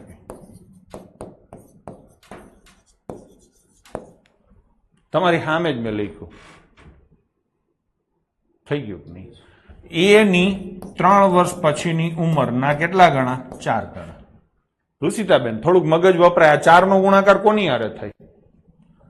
આની હારે થાય અને આની હારે થાય. એટલી તો બુદ્ધિ આપણામાં હવે હોવી જોઈએ. આટલું શીખવાડ્યા પછી તો 4a મોટો, 4a + 4 તેરી 12. થઈ ગયું કે નહીં? થઈ ગયું કે હું ઈ જ તો કહેવા માંગુ છું કે 4 નો ગુણાકાર આની હારે થાય ને આની હારે થાય. તમે ખાલી આની હારે કરો ને ખોટું પડે. હું તમને એમ કહું, માની લો કે આજે બી ની ઉંમર 10 વર્ષ છે. હવે હું એમ કહું કે 4 વર્ષ પછીની ઉંમર ના 3 ગણા. હવે તમે કરો જોઈને, ચલો આ કરો જોઈને શું થાય. બી ની ઉંમર 10 છે, 4 વર્ષ પછીની ઉંમર એટલે કેટલા થાય? 14 થાય, અને એના 3 ગણા એટલે જવાબ કેટલો આવે? 42 આવે કે નહીં? હવે આ જ વસ્તુ તમે સીધી 10 માં 10 હોય પછી કેટલા લખ્યા? 4, અને પછી એના 3 ગણા. આમ કરો તો આ ખોટું પડે ને. એટલે તમારે શું કરવું પડે? 10 વત્તા 4 આ બ્રેકેટમાં થાય, અને એના કેટલા ગણા? 3. હવે સાચું પડે. હવે 3 નો ગુણાકાર ખાલી 4 હારે ન થાય, 2 હારે થાય. આ 10 તેરી 30 અને 4 તેરી 12, 42. ખબર પડી? તો એટલા માટે થઈને મેં તમને બ્રેકેટ કરવાનું કીધું. આ બહુ જ અક્ષર ઇલાજ છે. તમને લાગશે જ નહીં કે હવે ઉંમર આધારિત પ્રશ્નો અઘરા છે જો આ રીતે કરશો તો. ડન છે? ચલો, તો દરેક જગ્યાએ જ્યાં જ્યાં તકલીફ હોય ત્યાં આપણે આવું કંઈક કરવાનું રહીએ. આને મેં લખ્યું છે એટલે તમને ખબર પડે કે આને કેટલો ભાવ તમારે આપવાનો થાય છે. ચલો, 15 વર્ષ પછીની રવિની ઉંમર એટલે R+15 થાય, અને એને કૌંસમાં લખી નાખો. તેની હાલની ઉંમર કરતા, હાલની ઉંમર કેટલી હોય? R કરતા 4 ગણી થાય. આવું થાય. એટલે હા, આમાં ઇક્વલ ટુ ક્યાં આવશે? અહીંયા. બસ થઈ ગયું. આ સમજાણું હોય તો તમે હવે હોશિયાર થઈ ગયા કહેવાય. અને જૂના વિડીયો પાછા ગડબાવ જોતા રહેજો, હો ને? કે પાછું સિમ્પ્લિફિકેશન ભૂલી જશો તો એનો કોઈ મતલબ જ નથી. આ તો તમે હું ઓવર રાઇટ કરો છો. નવું શીખો એમ જૂનું ભૂલતા જાવ. એવું નહીં, જૂનું તો યાદ રહેવું જ જોઈએ, નવું કરતા જાવ. બરાબર? અને આડેધડ વિડીયા, સીધા આજનો વિડીયો જે જોતો હશે ને ટપ્પા ઓછા પડશે. ઘણી મારી વાતો સમજાશે નહીં. લાઈનમાં જુઓ, હજી 17-18 વિડીયો થયા છે, ધડાધડ જોઈ લ્યો મારી હારે થવું હોય તો. બરાબર છે? શનિ રવિ રજા હશે તો શનિ રવિમાં 2-3 વિડીયો જોઈ લો, થોડું ખેંચી લો. બરાબર ને? ચલો, લક્ષ્મી એક બેંકમાં ખજાનચી છે. તેની પાસે અનુક્રમે 100, 50 અને 10 ના મૂલ્યની ચલણી નોટો છે. આ નોટોની સંખ્યાનો ગુણોત્તર અનુક્રમે 2, 3, 5 છે. જો કુલ રકમ આ રૂપિયા છે, 4 લાખ હોય તો લક્ષ્મી પાસે દરેક મૂલ્યની કેટલી ચલણી નોટો હશે? હવે તમને ખબર છે કે આવા પ્રશ્નો પૂછાય. અત્યારે પ્રશ્ન સોલ્વ નથી કરવો, અત્યારે ખાલી સમીકરણ બનાવવું. હું તમને એમ કહું કે 5 રૂપિયાની મારી પાસે 3 નોટ હોય તો કુલ કિંમત કેટલી થઈ? 15 રૂપિયા થાય કે નહીં? હું એમ કહું કે મારી પાસે 20 રૂપિયાની 7 નોટ હોય તો કુલ કિંમત કેટલી થાય? 140 રૂપિયા. આ તમને ખબર પડે છે. અહીંયા શું મેં શું કર્યું તો કે નોટની વેલ્યુ ને 5 રૂપિયાની નોટ છે તેની વેલ્યુ થઈ, એને ગુણ્યા શેની હારે? નોટની સંખ્યા હારે. હા ને? 3 નોટ હારે. તો જવાબમાં શું મળે? કુલ વેલ્યુ મળે. આ ખબર પડી? એક નોટની કિંમતને કુલ નોટોની સંખ્યા હારે ગુણાકાર કરો એટલે ટોટલ વેલ્યુ મળે. સામાન્ય વસ્તુ સમજી શકાય એવી છે. આને હરખી ક્યાંક સાચવી રાખજો, સમજી રાખજો. ડન છે? હવે અહીંયા જો કે એક વસ્તુ બીજી તમને કહી દો, ગુણોત્તર આવ્યો છે. આપણે કઈ ગુણોત્તર ભણ્યા નથી. બરાબર છે? હું તમને એટલું કહી દઉં કે ગમે ત્યારે આવો ગુણોત્તર લખેલો હોય ને 2, 3 અને 5, એને x થી ગુણો ને એટલે એકચ્યુઅલ સંખ્યા મળે. આ અત્યારે કહી દઉં છું, ગુણોત્તર શીખશું ત્યારે કરશું. ટૂંકમાં આ નોટ છે 100 વાળી 2 નોટ નહીં હોય, 2x હશે. એવી રીતે 50 વાળી નોટ 3 નહીં હોય, 3x હશે. અને 10 વાળી નોટ 5 નહીં હોય, 5x હશે. ખબર પડી ગઈ? આ કઈ નોટ થઈ? 100 રૂપિયા વાળી થઈ. આ કઈ નોટ થઈ? 50 રૂપિયા વાળી થઈ. અને આ કઈ નોટ થઈ? 10 રૂપિયા વાળી. એલા હા, મારી વાત સમજાય છે? હવે 100 રૂપિયા વાળી 2x નોટ છે તો ટોટલ કિંમત 200x થાય. ટોટલ વેલ્યુ એટલે સમજો છો? 200x સમજાય છે? એવી રીતે 50 રૂપિયા વાળી 3x નોટ છે તેની વેલ્યુ 50 ગુણ્યા 3 એટલે 150x થશે. અને 10 રૂપિયા વાળી 5x નોટ છે તો એની કિંમત થશે 5x. આ 100 વાળી નોટોની કુલ કિંમત થઈ, આ 50 વાળી નોટોની કુલ કિંમત થઈ અને આ 10 વાળી નોટોની કુલ કિંમત થઈ. આ બધાયનો સરવાળો કરો તો કુલ કિંમત કેટલી થાય? 4 લાખ. અહીંયા સુધી સમજાણું હોય તો અંગૂઠો ઊંચો કરી દો. આ તમારું એક લેવલ અપ આવી ગયું કહેવાય. પંડ્યાજી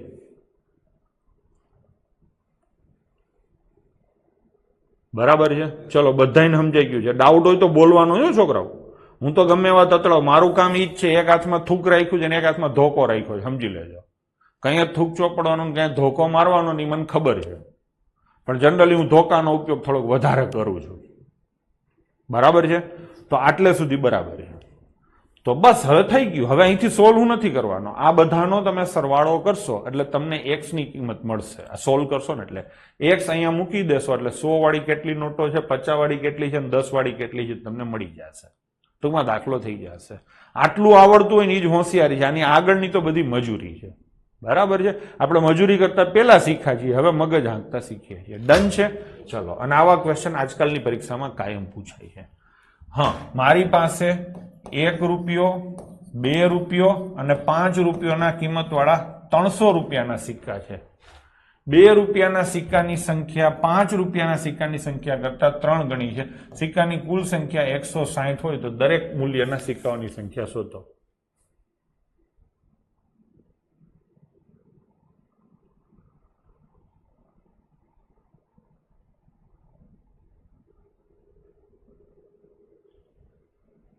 થઈ ગયું કે નહીં? હવે 2 રૂપિયાના સિક્કાની સંખ્યા 5 રૂપિયાના એક સિક્કા છે. 1 મિનિટ હો, આ વાક્ય તમને લ્યો સમજાવવા માટે છે. મારે પૂરેપૂરા નાટક કરવાના થાય. આ વાક્ય વાંચો. મેં અંડરલાઈન કર્યું નહીં. 2 ના સિક્કા 5 કરતા 3 ગણા છે. આમ હોય આમ 2 ના સિક્કા 5 કરતા 3. આ જમણી બાજુ આવ્યું તો 5 ના સિક્કા x, જમણી બાજુને x ધારવાનો તો 2 ના સિક્કા કેટલા આવશે? 2x. કેટલા છે? 3 ગણા. તો આ કેટલા આવશે? 3x. અહીંયા લખવું હોય તો લખો સિક્કાની સંખ્યા. અહીંયા લખો વેલ્યુ. આ વેલ્યુ આવે, આ સિક્કાની સંખ્યા. એલા હા, હવે હું તમને એ પ્રશ્ન પૂછું છું કે 1 રૂપિયા વાળા કેટલા સિક્કા હશે? કોઈ કહેશે? કોમેન્ટ કરો જઈને. કોથળી નથી બનાવવાની. કોણે કીધું? સતીશજી ઠાકોરે. ના, એ જ વાંધો છે ને, તમે સમજાવીને ઠોકા ઠોક કરો. 1 રૂપિયાના કેટલા સિક્કા હશે? જે જવાબ સાચો આપે ને એને હું ચા આપીશ. 5 રૂપિયા વાળા 1 સિક્કા છે. 2 રૂપિયા વાળા એના કરતા 3 ગણા એટલે 3x સિક્કા છે. તો હવે 1 રૂપિયા વાળા સિક્કા કેટલા હશે? 6 ન હોય ગડબા, હું હાલી નીકળ્યો. 5 ન હોય, બધાય ખોટા છે. મેરું કરમોરું થોડીક ભૂલ છે, હરખું સુધારી લે. અમિત સાંકળિયાનો જવાબ સાચો છે. કરમુરે થોડીક ઉતાવળ કરી છે. પ્રણવ સોરઠિયા નહીં. રાઠોડ હર્ષદ જવાબ એકદમ સાચો છે. હવે કરમૂર તારો જવાબ સાચો છે. અનિલ દંતાણી તારો જવાબ સાચો છે. આ નવો છોકરો છે આ દંતાણી, તોય જવાબ આપી દે છે. અને તમે ગડબાવ શું કરો છો? દંતાણી નવો છો ને તું? આપણે ફોન ઉપર વાત થઈ, મને બધું યાદ છે. હાલો ગોવિંદભાઈ બોલો. તો દંતાણી આપે તણપાવ. વાંચો તો ખરા. સિક્કાની કુલ સંખ્યા કેટલી છે? સિક્કાની કુલ સંખ્યા કેટલી છે? 160. 160 સિક્કા છે, એમાંથી x અને 3x આ છે, તો બાકીના આ હોય ને, તો 160 માંથી 4x જાય એટલા આ હોય. ટોટલ સિક્કા આનો સરવાળો થાય ને. આ સિક્કા વત્તા આ સિક્કા વત્તા આ સિક્કા, આ કેટલા થવા જોઈએ? 160. હા ને? તો આ બે આ બાજુ આવે તો 4x માઇનસ થાય ને. તો આનો જવાબ કેટલો આવે? 160 માઇનસ 4x થઈ ગયું. હવે આનો નાનો ગુણાકાર કુલ કિંમત થાય. કોઈ એમ કે સાહેબ આ લાંબુ પડે, ના આમ જ થાય. આ તો ધારીએ છે ને એટલે, બાકી આંકડા મૂકો એટલે ફટાફટ થાય, પણ કન્સેપ્ટ આ જ રહેશે. એટલે આ શીખવાનું જ છે. ડન છે? ચલો તો આની કિંમત કેટલી થાય 160 માઇનસ 4x. આની કિંમત કેટલી થાય 6x. બેનો ગુણાકાર ને. અને આની કિંમત કેટલી થાય 5x. આ બધાયનો તમે સરવાળો કરો તો રૂપિયા કેટલા થાય 300. વેલ્યુ અને સંખ્યાનો ગુણાકાર ટોટલ વેલ્યુ મળે. મેં એ જ રીતે આનો નાનો ગુણાકાર કર્યો, આનો નાનો કર્યો કે નહીં? એલા બરાબર છે, થોડુંક અઘરું છે. એમાં ખાસ કરીને આ અઘરું જ હતું, કોઈ દી કર્યું ન હોય ને એટલે. હવે તો ટપ્પો પડશે ને. હવે આપણે આને આખો સોલ્વ કરીએ છીએ. તો 6 ને 5, 11 માંથી 4 જાય તો 7x બરાબર 140. તો x બરાબર કેટલા આવે 20. મળી ગયો ને x.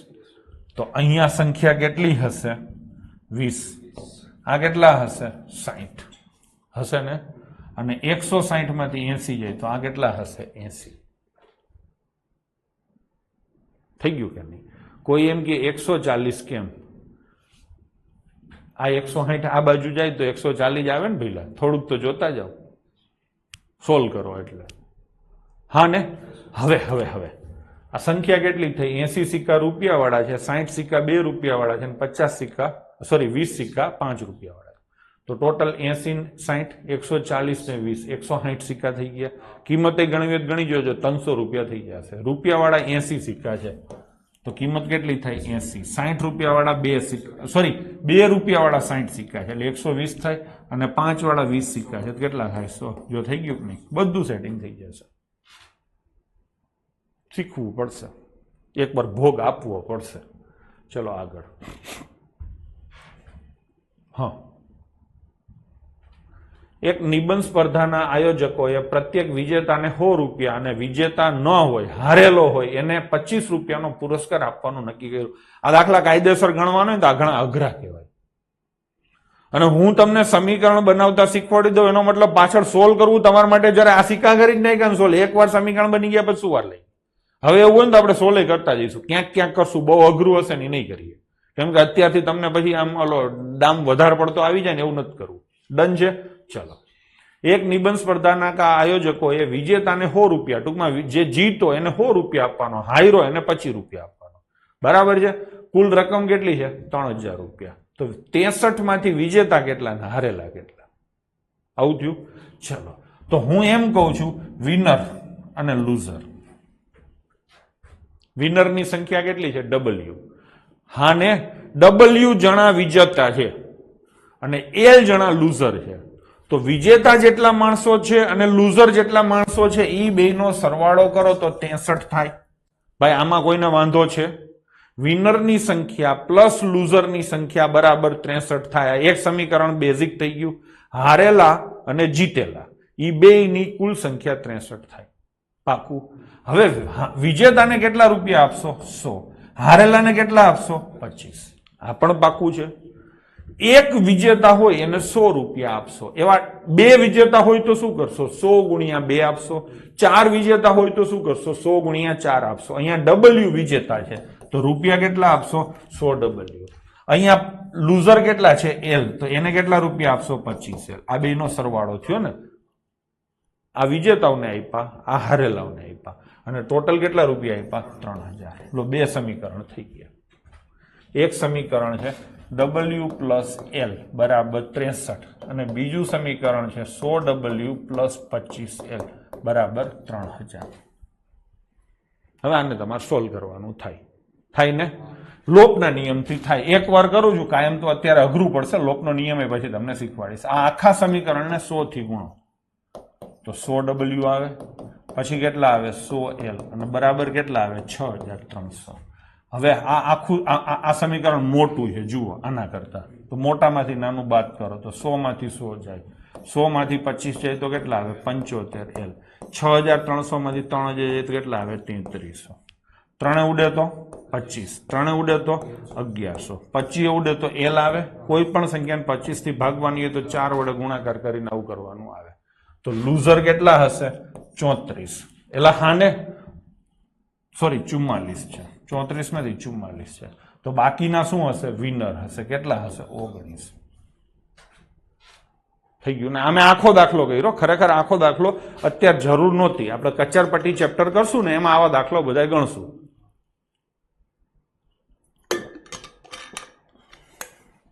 એટલે હા હવે હિસાબ કરવો હોય તો કરી જુઓ. 19 જણા વિનર છે, દરેકને 100 રૂપિયા આપો તો 1900 રૂપિયા આપો.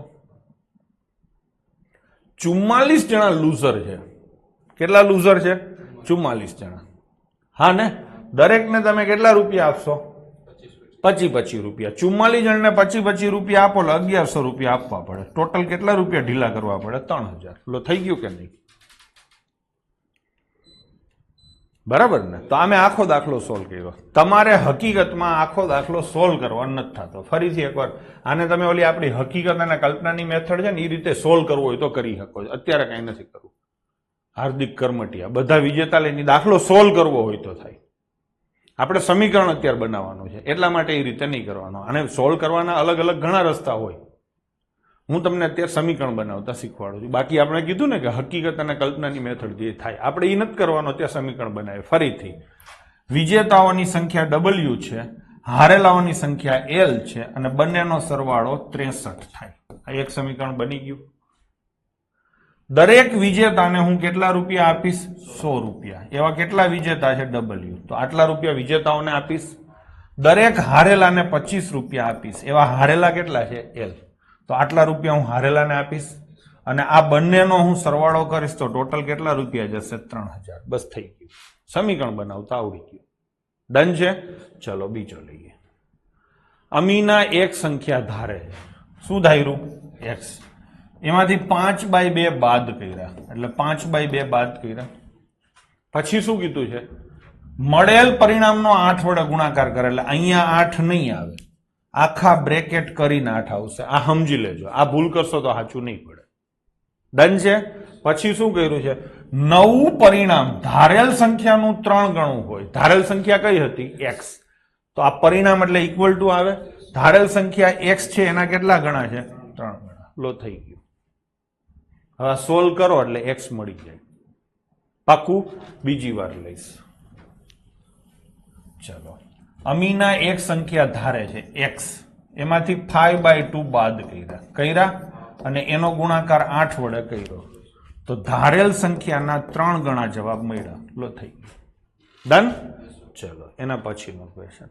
બે ધન સંખ્યામાં પહેલી સંખ્યા બીજી કરતા 5 ગણી છે. આ પહેલી સંખ્યા છે, આ બીજી સંખ્યા છે. બીજી સંખ્યા કરતા 5 ગણી એટલે આવું થાય. બીજું વાક્ય, દરેક સંખ્યામાં 21 ઉમેરતા એટલે X માં 21 ઉમેર્યા અને Y માં 21 ઉમેર્યા. થઈ ગયું. દરેકમાં 21 ઉમેરતા નવી મળેલ બંને સંખ્યાઓમાં પહેલી સંખ્યા બીજી સંખ્યા કરતા બમણી છે. હા, તો ઇક્વલ ટુ ક્યાં આવશે? અહીંયા. બે સમીકરણ બની ગયા છે. સોલ્વ આપણે પછી કરશું. ફરીથી લખું. જોજો, હું વાંચું છું, તમને આ જ કરવાનું છે. આ તમારા ટેક્સ્ટ બુકના 6થા હાથમાંના પ્રશ્નો છે. આ નવા નથી લઈ આવ્યો ક્યાંયથી. બે ધન સંખ્યામાં એટલે પહેલી સંખ્યા X છે ને બીજી સંખ્યા શું છે? Y. પહેલી સંખ્યા બીજી સંખ્યા કરતા 5 ગણી છે એટલે બીજી સંખ્યા કરતા 5 ગણી. ઇક્વલ ટુ ક્યાં આવશે? અહીંયા. થઈ ગયું. હવે આગળ દરેકમાં 21 ઉમેરો. આ પહેલી છે ને આ બીજી છે. આમાં 21 ઉમેરો તો X પ્લસ 21. આમાં 21 ઉમેરો તો Y પ્લસ 21. નવી મળેલ બંને સંખ્યા. આ નવી સંખ્યા થઈ, આ નવી સંખ્યા થઈ. હા ને, પહેલી સંખ્યા બીજી સંખ્યા કરતા એટલે આવી રીતે ગમે ત્યારે કરતા કે ગુણાકાર કરવો હોય ત્યાં બ્રેકેટ મારીને જ કરવો. બરાબર છે? કેટલી થાય છે? બમણી. ઇક્વલ ટુ આવશે અહીંયા. અંબે માતકી છે. સર, ખબર કેમ પડે કે બે સમીકરણ બનાવવાના? બે વાક્યો હોય તો બે સમીકરણ બને, 3 વાક્યો હોય તો 3 સમીકરણ બને. સીધી વસ્તુ છે ને. આ જો એક વાક્ય છે સોની, તો આ એક સમીકરણ બન્યું. આ બીજું વાક્ય છે ને, તો આ બીજું સમીકરણ બન્યું. એકવાર 3 બન્યા હતા. ખબર? ભરતો, ભરતાના દાદાજી, ભરતાના પિતાજી. 5y પ્લસ 21 ના આવે ના. ખબર પડી? 5y ક્યાંથી આવે? y દરેક સંખ્યામાં આ કઈ ઓરિજિનલ સંખ્યા છોડી જા તો નવી કઈ રીતે? 5 આ તો આના બરાબર કઈ રીતે? મૂળ સંખ્યા તો આ X છે, મૂળ સંખ્યા Y છે. તમે આના 5 ગણા આ 5y લઈને એમાં કઈ 21 ન ઉમેરવાના હોય. કઈ દરેક સંખ્યામાં 21 ઉમેરવાના છે. તો સંખ્યા શું છે? X. તો એમાં 21 ઉમેર્યા. બીજી સંખ્યા Y ગુણ્યા 5 નથી. બીજી સંખ્યા શું છે? Y. અને વાયમાં 21 ઉમેરવાના. મેરું કરમૂર. સમજાણું? ચલો, તે ભૂલ કરી એટલે વધારે પડતું કહેવાય કરમૂર. 2 અંકની સંખ્યાના અંકોનો સરવાળો 9 છે. આ 2 આંકડાની સંખ્યા છે. પહેલો આંકડો x છે, બીજો આંકડો શું છે? y. બંનેનો સરવાળો કેટલો થાય છે? 9. બરાબર છે. હવે આગળ અંકોની અદલા બદલી કરો તો y અને x થાય. તો શું કીધું છે? નવી સંખ્યા મૂળ સંખ્યા કરતા 27 વધારે છે. આ કઈ સંખ્યા કહેવાય? જૂની. આ કઈ સંખ્યા કહેવાય? નવી. હા, નવી સંખ્યા. આને લખાય આમ 10y પ્લસ x. ખબર છે? આને લખાય 10x પ્લસ y. ખબર છે? આવું મેં તમને કરોડો વર્ષ પહેલા શીખવાડ્યું હતું સ્થાન કિંમત વખતે. ફરીથી લઉં છું. ધારો કે જૂની સંખ્યા શું છે? xy. તો x પ્લસ y બરાબર 9 થાય. આની કિંમત કાયદેસર લખો તો 10x પ્લસ y થાય. સ્થાન કિંમત પ્રમાણે જો આવી રીતે હોય 23 તો આની કિંમત કેટલી થાય? 20. અને આની કિંમત કેટલી થાય? 3. થઈ ગયું? ઘણા ગડબા શું કરે છે ખબર છે? જૂની સંખ્યા xy છે અને નવી સંખ્યા શું છે ખબર છે? yx. પછી yx માઇનસ xy અને બરાબર કેટલા કરે? 27. આ બાદબાકી કરશો કઈ રીતે? ખબર પડી? આ બાદબાકી કરશો કઈ રીતે? કેમ કે આ તો ગુણાકાર થયો એટલે આમ નો થાય. તો હું તમને કહું જૂની સંખ્યા xy છે, બંને આંકડાને ઊંધા ચતા કરો તો yx થાય. આની સ્થાન કિંમત પ્રમાણે કિંમત લખવાની. ગમે ત્યારે આવો દાખલો આવે ત્યારે xy ની કિંમત 10x પ્લસ y થાય. ભાઈ આ યાદ છે? મેં શીખવાડ્યું હતું. આની કિંમત કેટલી થાય? 10y પ્લસ x થાય. કોઈ અહીંયા જવાબો આપે છે, મને જવાબમાં રસ નથી પહેલા. સમીકરણ બનાવતા આવડે નહીં સાચું, બાકી તો જવાબ ઉપરથી બની જશે. થઈ ગયું કે નહીં? અહીંયા પ્રશ્ન એવો પૂછશે ને કે બંને આંકડાનો ગુણાકાર શોધો, ત્યાં તમે બરાબરના ધંધે લાગશો. જવાબ ઉપરથી દાખલો નહીં થાય. એટલા માટે આ શીખીએ. ડન છે? ચલો, થઈ ગયું. મને જવાબમાં રસ નથી, તમને કહી દઉં. રાજ પ્રજાપતિ સમીકરણ બનાવી દીધું હોત ને તો મજા આવત. થઈ ગયું કે નહીં? હવે શું કીધું છે? નવી સંખ્યા મૂળ સંખ્યા કરતા, એટલે નવી સંખ્યા આવી. મૂળ સંખ્યા એટલે 10x પ્લસ y કરતા 27 વધારે છે, એટલે વધારે. અને અહીંયા શું આવે? Equal to. એટલે આ એક સમીકરણ બને અને આ એક સમીકરણ બને. થઈ ગયું? સ્થાન કિંમતમાં ખબર નથી પડતી. જૂના વિડિયા જોયા વિના તો ઠોકા ઠોક કરતો ક્યાંથી ખબર પડે? વાંધો જ આ છે. હું કહું છું મેં કીધું છે. ચલો, થઈ ગયું. ચલો આગળ જઈશું. 2 અંકની સંખ્યાના અંકો પૈકી એક અંક બીજા કરતા 3 ગણો છે. આ 2 અંકોની એક સંખ્યા છે. હા, એક કરતા બીજો 3 ગણો છે. એટલે માનો કે x છે એ y કરતા કેટલા ગણો છે? 3 ગણો. એટલે સંખ્યા છે ને આવી રીતે હોય 1 અને 3, અથવા 2 અને 6 હોય, અથવા 6 અને 2 હોય. સમજો છો ને? આવી રીતે હોય. શું હશે એ ખબર નથી. અંકોની અદલા બદલી કરતા એટલે કઈ આવે? y અને x. આ બહુ અઘરો ક્વેશ્ચન છે. જીપીએસસીમાં માંડ થાય એવો. અંક જવાબ ઉપરથી સીધો થઈ જશે. હું સમીકરણ બનાવવામાં પેલા આ સંખ્યા હતી, અદલા બદલી કરી એટલે આ થઈ. આની કિંમત લખવી હોય તો શું લખાય? 10x plus y. આની કિંમત લખવી હોય તો શું લખાય? 10y plus x. આ કઈ છે? જૂની. આ કઈ છે? નવી. થઈ ગયું? અંકોની અદલા બદલી કરતા નવી સંખ્યાને મૂળ સંખ્યામાં ઉમેરતા, એટલે આ નવી અને જૂની આ બેને ભેગી કરો. એમ જ કીધું છે ને? નવી સંખ્યાને, એટલે નવી સંખ્યાને શેમાં ઉમેરવાની? આમાં. તો આને આમાં એડ કરું તો બે સરવાળો થાય અને કેટલો મળે છે 88. બસ થઈ ગયું. 10x + y + 10y + 88 x બરાબર 88. હીર બરાબર છે. થઈ ગયું કે નહીં? થઈ ગયું. હવે અહીંયા x ની કિંમત y બરાબર 3 મૂકો, અહીંયા x ની કિંમત y બરાબર 3 મૂકો એટલે સોલ્વ થઈ જશે. ચલો આગળ.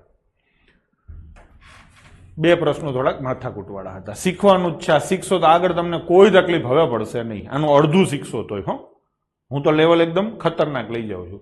સરોજની માતાની હાલની ઉંમર સરોજની હાલની ઉંમર કરતા 6 ગણી છે. અહીંયા માતા આટલું જ વાંચો ને. માતાની ઉંમર સરોજની ઉંમર કરતા 6 ગણી છે. માતાની ઉંમર સરોજની ઉંમર કરતા 6 ગણી છે. આવું લખાય? હા, x બરાબર 3y મૂકવાનું. બરાબર છે. હવે 5 વર્ષ પછી સરોજની ઉંમર કેટલી થાય? સરોજ +5 થાય. માતાની હાલની ઉંમર કેટલી છે? m કરતા ત્રીજા ભાગની થશે. આ સમજાણું? બે સમીકરણ બન્યા હોનીભાઈ, બે વાક્યો હતા. એટલે ફરીથી લઉં, જો હું બોલું આખું વાક્ય. માતાની ઉંમર સરોજ કરતા 6 ગણી છે. હવે લખતો નથી. માતાની ઉંમર સરોજ કરતા 6 ગણી છે. આગળ 5 વર્ષ પછી સરોજની ઉંમર એટલે s + 5. માતાની હાલની ઉંમર કરતા એટલે m કરતા ત્રીજા ભાગની થશે એટલે ભાગ્યા 3. ચલો ડન છે. આગળ જઈશું. હરણના એક ઝુંડમાંથી અડધા હરણ ખેતરમાં ચરી રહ્યા છે. બચેલાના 3/4 ઉછળકૂદ કરે છે અને બાકીના 9 હરણ તળાવમાં પાણી પી રહ્યા છે. તો ઝુંડમાં રહેલ હરણની સંખ્યા શોધો. હવે આ દાખલો મારે કરાવવાનો હોય તો હું જવાબ ઉપરથી કરાવું, ધારીને કરાવું, ઘણું બધું કરાવું. ધારવામાં 9 હરણ ધારીએ, ફલાણા ધારીએ, ઢીકડા ધારીએ. અત્યારે આપણે એ કાંઈ નથી કરવાનું. બરાબર છે? કોઈ શોર્ટકટ અત્યારે યુઝ નથી કરવાનો થતો. ખાલી સમીકરણ બનાવતા શીખીએ છીએ. તો માની લો કે કુલ x હરણ છે. ચરે છે કેટલા? અડધા એટલે x/2 થઈ ગયું. પછી શું કીધું છે? બાકી બચેલા હરણ. બાકી બચેલા કેટલા? ભાઈ x હરણ છે, એમાંથી x/2 ચરવા એટલે અડધા ચરવા જતા રહ્યા. તો અડધા બચેલા, તો બચેલા કેટલા આવે? x/2 આવે.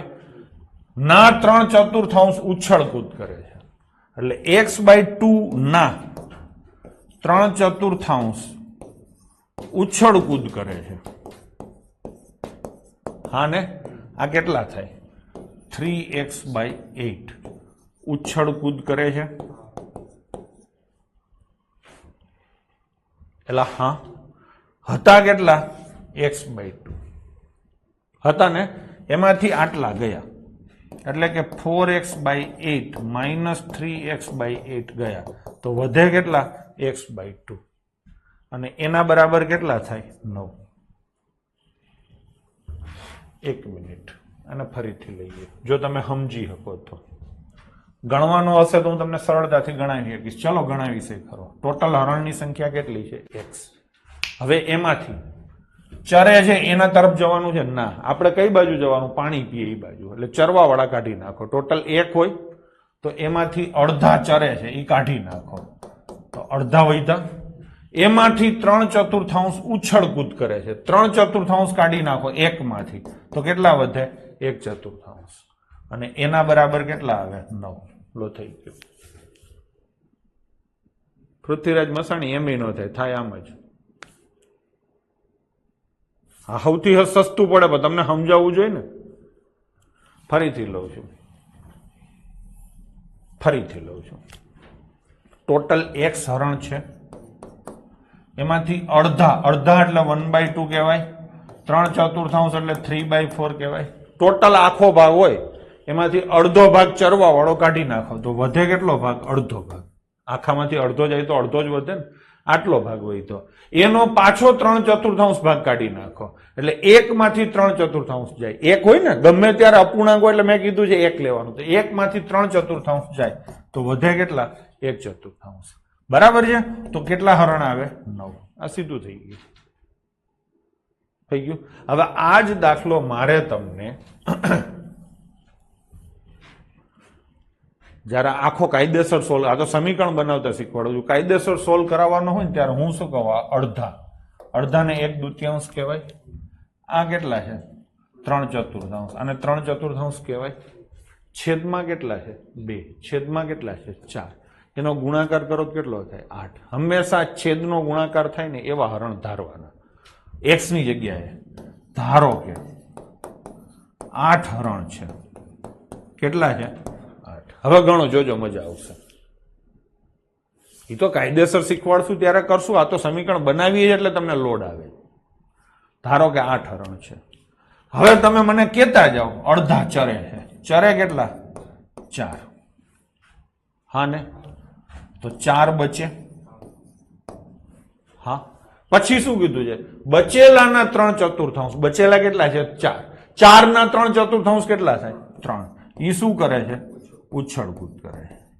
તો 4 બચ્યા ને, એમાંથી 3 ઉછળકૂદ કરે છે, તો 1 પાણી પીએ. હા ને, એલા હા, આ મેં મારી દુનિયા બનાવી.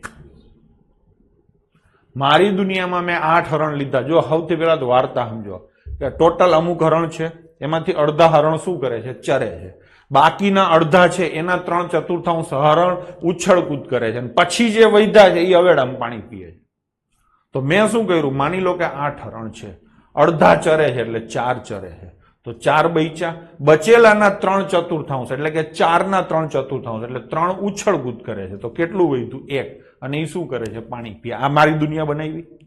ક્યાંય હરણના કટકા ન કરવા પડ્યા. મેં પહેલેથી હરણ ધાર્યું હતું એવું, નકર પોઈન્ટમાં હરણ આવે. તો મારી દુનિયામાં 1 હરણ પાણી પીએ છે. પેપર સેટરની દુનિયામાં 9 હરણ પાણી પીએ. ટૂંકમાં મારા કરતા એની દુનિયા 9 ગણી મોટી થઈ. તો 8 હરણ મેં ધાર્યા હતા, તો એની દુનિયામાં 9 ગણા હરણ હોય એટલે 72 હોય. લો થઈ ગયું.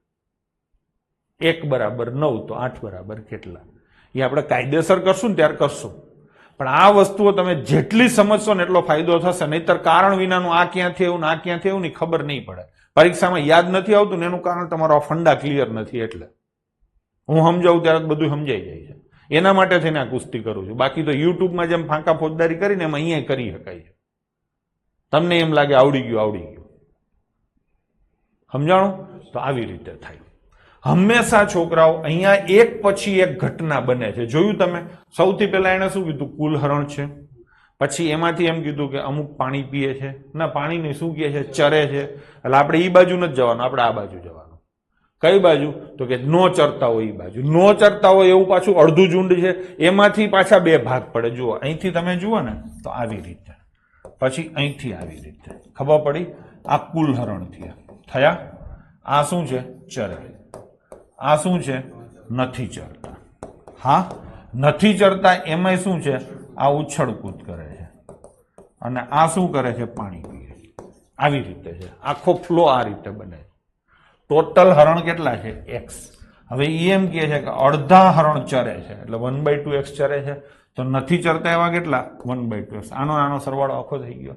હવે એમાંથી ઉછળકૂદ કરે એવા કેટલા છે? 3/4. તો બાકીના પાણી પીતા હશે કેટલા હશે? 1/4. થઈ ગયું ને? તો આ x એના કેટલા? 1/2. અને એના કેટલા? 1/4. અને બરાબર કેટલા? 9 એને કીધા છે. આવી રીતે થાય. આ આખો ફ્લો ચાર્ટ બને. ડન છે? ચલો આગળ. દાદાજીની ઉંમર પૌત્રી કરતા 10 વર્ષ છે. દાદાજી પૌત્રી કરતા 10 ગણા છે. આવું લખાય? આ તો તમને ફાવી ગયું. જો તેમની ઉંમર પૌત્રી કરતા 54 વર્ષ વધારે છે, દાદાજીની ઉંમર પૌત્રી કરતા 54 વધારે છે, એટલે આવું લખાય? બસ થઈ ગયું. સોલ્વ પછી આપણે કરશું. આગળ. અમન પુત્ર કરતા 3 ગણો છે. અમન પુત્ર કરતા 3 ગણો, એટલે આને 3 ગણો કહેવાય. લો થઈ ગયું.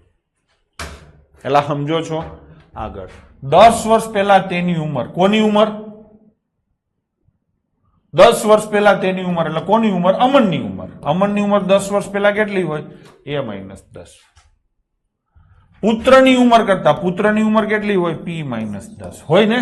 એના કરતા કેટલા ગણી હતી? 5 ગણી. આ હરખું સમજી લો એકવાર. ઘણા અહીંયા સીધા p ના 5 ગણા કરે.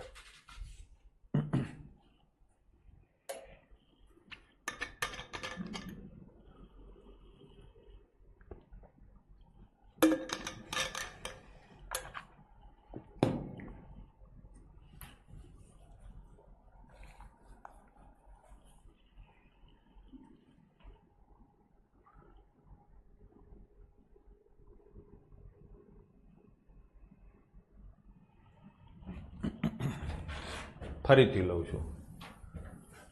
આ બાજુ અમન લખો, આ બાજુ પુત્ર લખો. અમનની ઉંમર એ લ્યો, પુત્રની ઉંમર પી લો. ક્યારની? હાલની. અમનની ઉંમર પુત્રની ઉંમર કરતા 3 ગણી છે અને અહીંયા આવે ઇક્વલ ટુ. થઈ ગયું. પછી શું કીધું છે? 10 વર્ષ પહેલા. 10 વર્ષ પહેલા અમનની ઉંમર a - 10 થાય અને પુત્રની ઉંમર p - 10 થાય. ખાલી આની 10 નો ઘટે, આની ઘટે.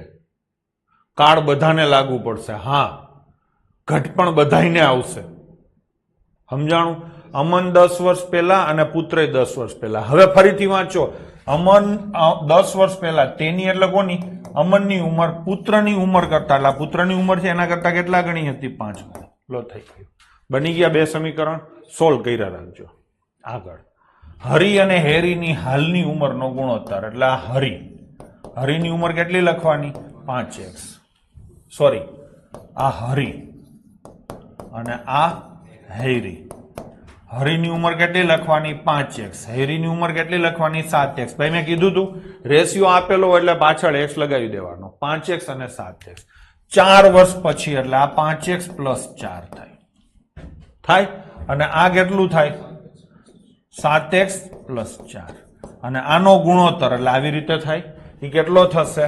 3/4. થઈ ગયું. આમ લખવા કરતા ચલો હું આડું લખું.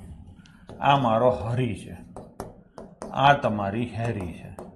હરીની ઉંમર કેટલી છે? 5x અને આની ઉંમર કેટલી છે? 7x. થઈ ગયું. પછી શું કીધું છે? 4 વર્ષ પછી એટલે આની ઉંમર 4 વધે, આની ઉંમરે 4 વધે, એનો ગુણોત્તર એટલે આવી રીતે વચ્ચે લીટો આવે. એ કેટલો થાય? 3/4. આ જ શીખવાનું છે તમારું. આ જ શીખવાનું થાય છે. આગળ જઈશું. એક અપૂર્ણાંકનો છેદ તેના અંશ કરતા 8 વધારે છે. અહીંથી ચાલુ થાય. અંશ શું હશે? x. તો છેદ શું હશે? x + 8. એટલે હા ને, એક અપૂર્ણાંકનો અંશ તેના છેદ કરતા 8 વધારે છે. છેદ માની લો કે x છે, તો અંશ કેટલો? સોરી, છેદ અંશ કરતા 8 વધારે છે. તો આપણે જમણી બાજુ કોણ છે? અંશ કેટલો લેવાનો? x. તો છેદ કેટલો થાય? 8 વધારે, એટલે x + 8 થાય. મને અપૂર્ણાંક લખીને બતાવો. અંશમાં x આવે, છેદમાં x + 8 આવે. આ મારો અપૂર્ણાંક થયો. હવે એ શું કહે છે? અંશમાં 17 ઉમેરવામાં આવે, એટલે આમાં 17 ઉમેરો, x + 17. અને છેદમાંથી 1 બાદ કરો, એટલે x + 8 - 1. તો નવો અપૂર્ણાંક શું મળે છે? 3/2. આ તમારાથી સોલ્વ થઈ જશે. ચોકડી ગુણાકાર કરશો ને એટલે. જઈશું આગળ. ચલો.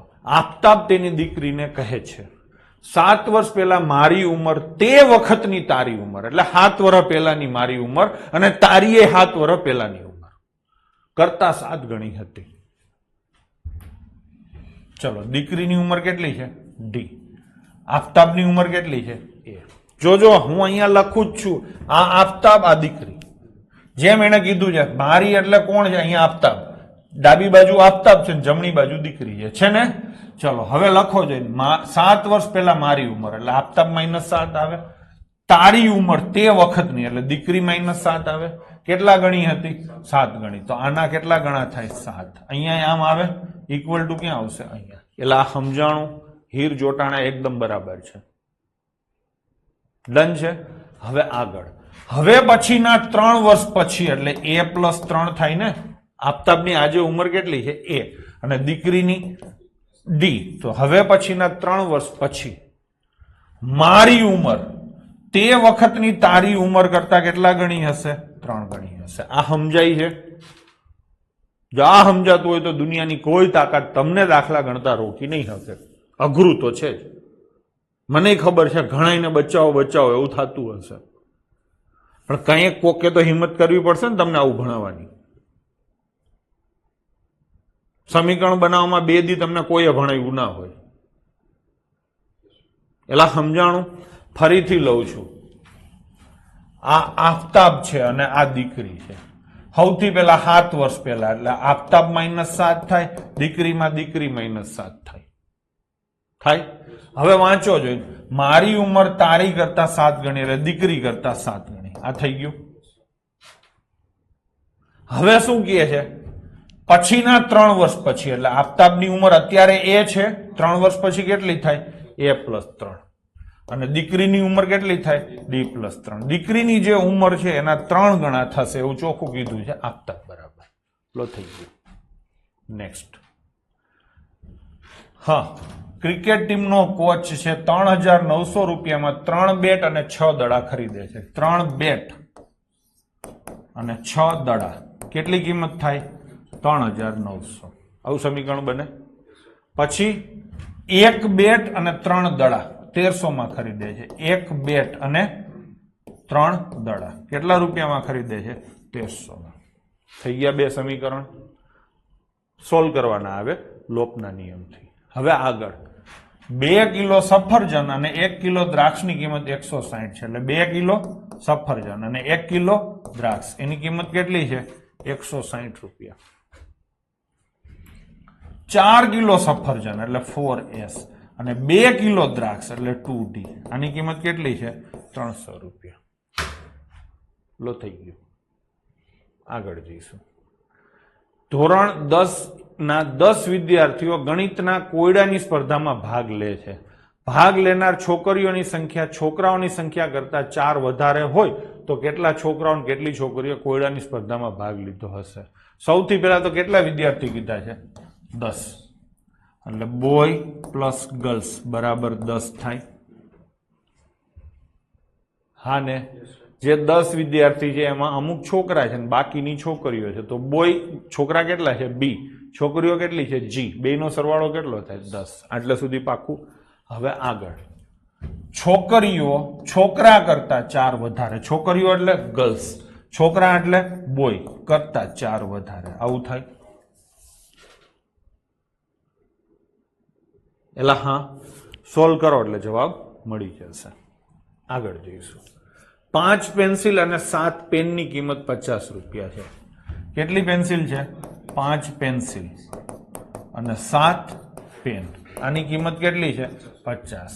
પછી 7 પેન્સિલ અને કેટલી પેન છે, 5 પેન, આની કિંમત કેટલી છે, 46. લો બની ગયા 2 સમીકરણ. આગળ જઈશું. 2 સંખ્યાનો તફાવત 26 છે, એટલે x માઇનસ y, આ પહેલી સંખ્યા અને બીજી સંખ્યા, તફાવત કેટલો છે, 26. એક સંખ્યા બીજી કરતા 3 ગણી, એક સંખ્યા x છે, બીજી સંખ્યા y છે, એક સંખ્યા બીજી સંખ્યા કરતા 3 ગણી છે, ઇક્વલ ટુ ક્યાં આવશે, અહીંયા. એટલે સમજો છો, 2 સમીકરણ બની ગયા. જેટલી આઈટમો હોય એટલા સમીકરણ બનશે.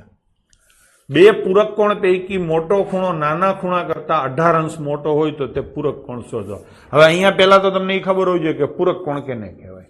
તો કે 2 ખૂણાનો સરવાળો 180 થતો હોય એ એકબીજાના પૂરક કોણ કહેવાય. આ તમને ન ખબર હોય તો હું કહું, ભૂમિતિમાં ક્યાંક ને ક્યાંક તમારે આવતું હશે. બરાબર છે. પેલો ખૂણો A હોય અને બીજો ખૂણો B હોય તો બેનો સરવાળો કેટલો થાય, 180. હવે આગળ, મોટો ખૂણો નાના કરતા 18 મોટો છે. માની લો કે મોટો ખૂણો A છે, તો A, નાનો ખૂણો કોણ છે, B, એના કરતા કેટલો મોટો છે, 18. લો થઈ ગયો. એલા સમજો છો, મને જોવા દો જોઈએ.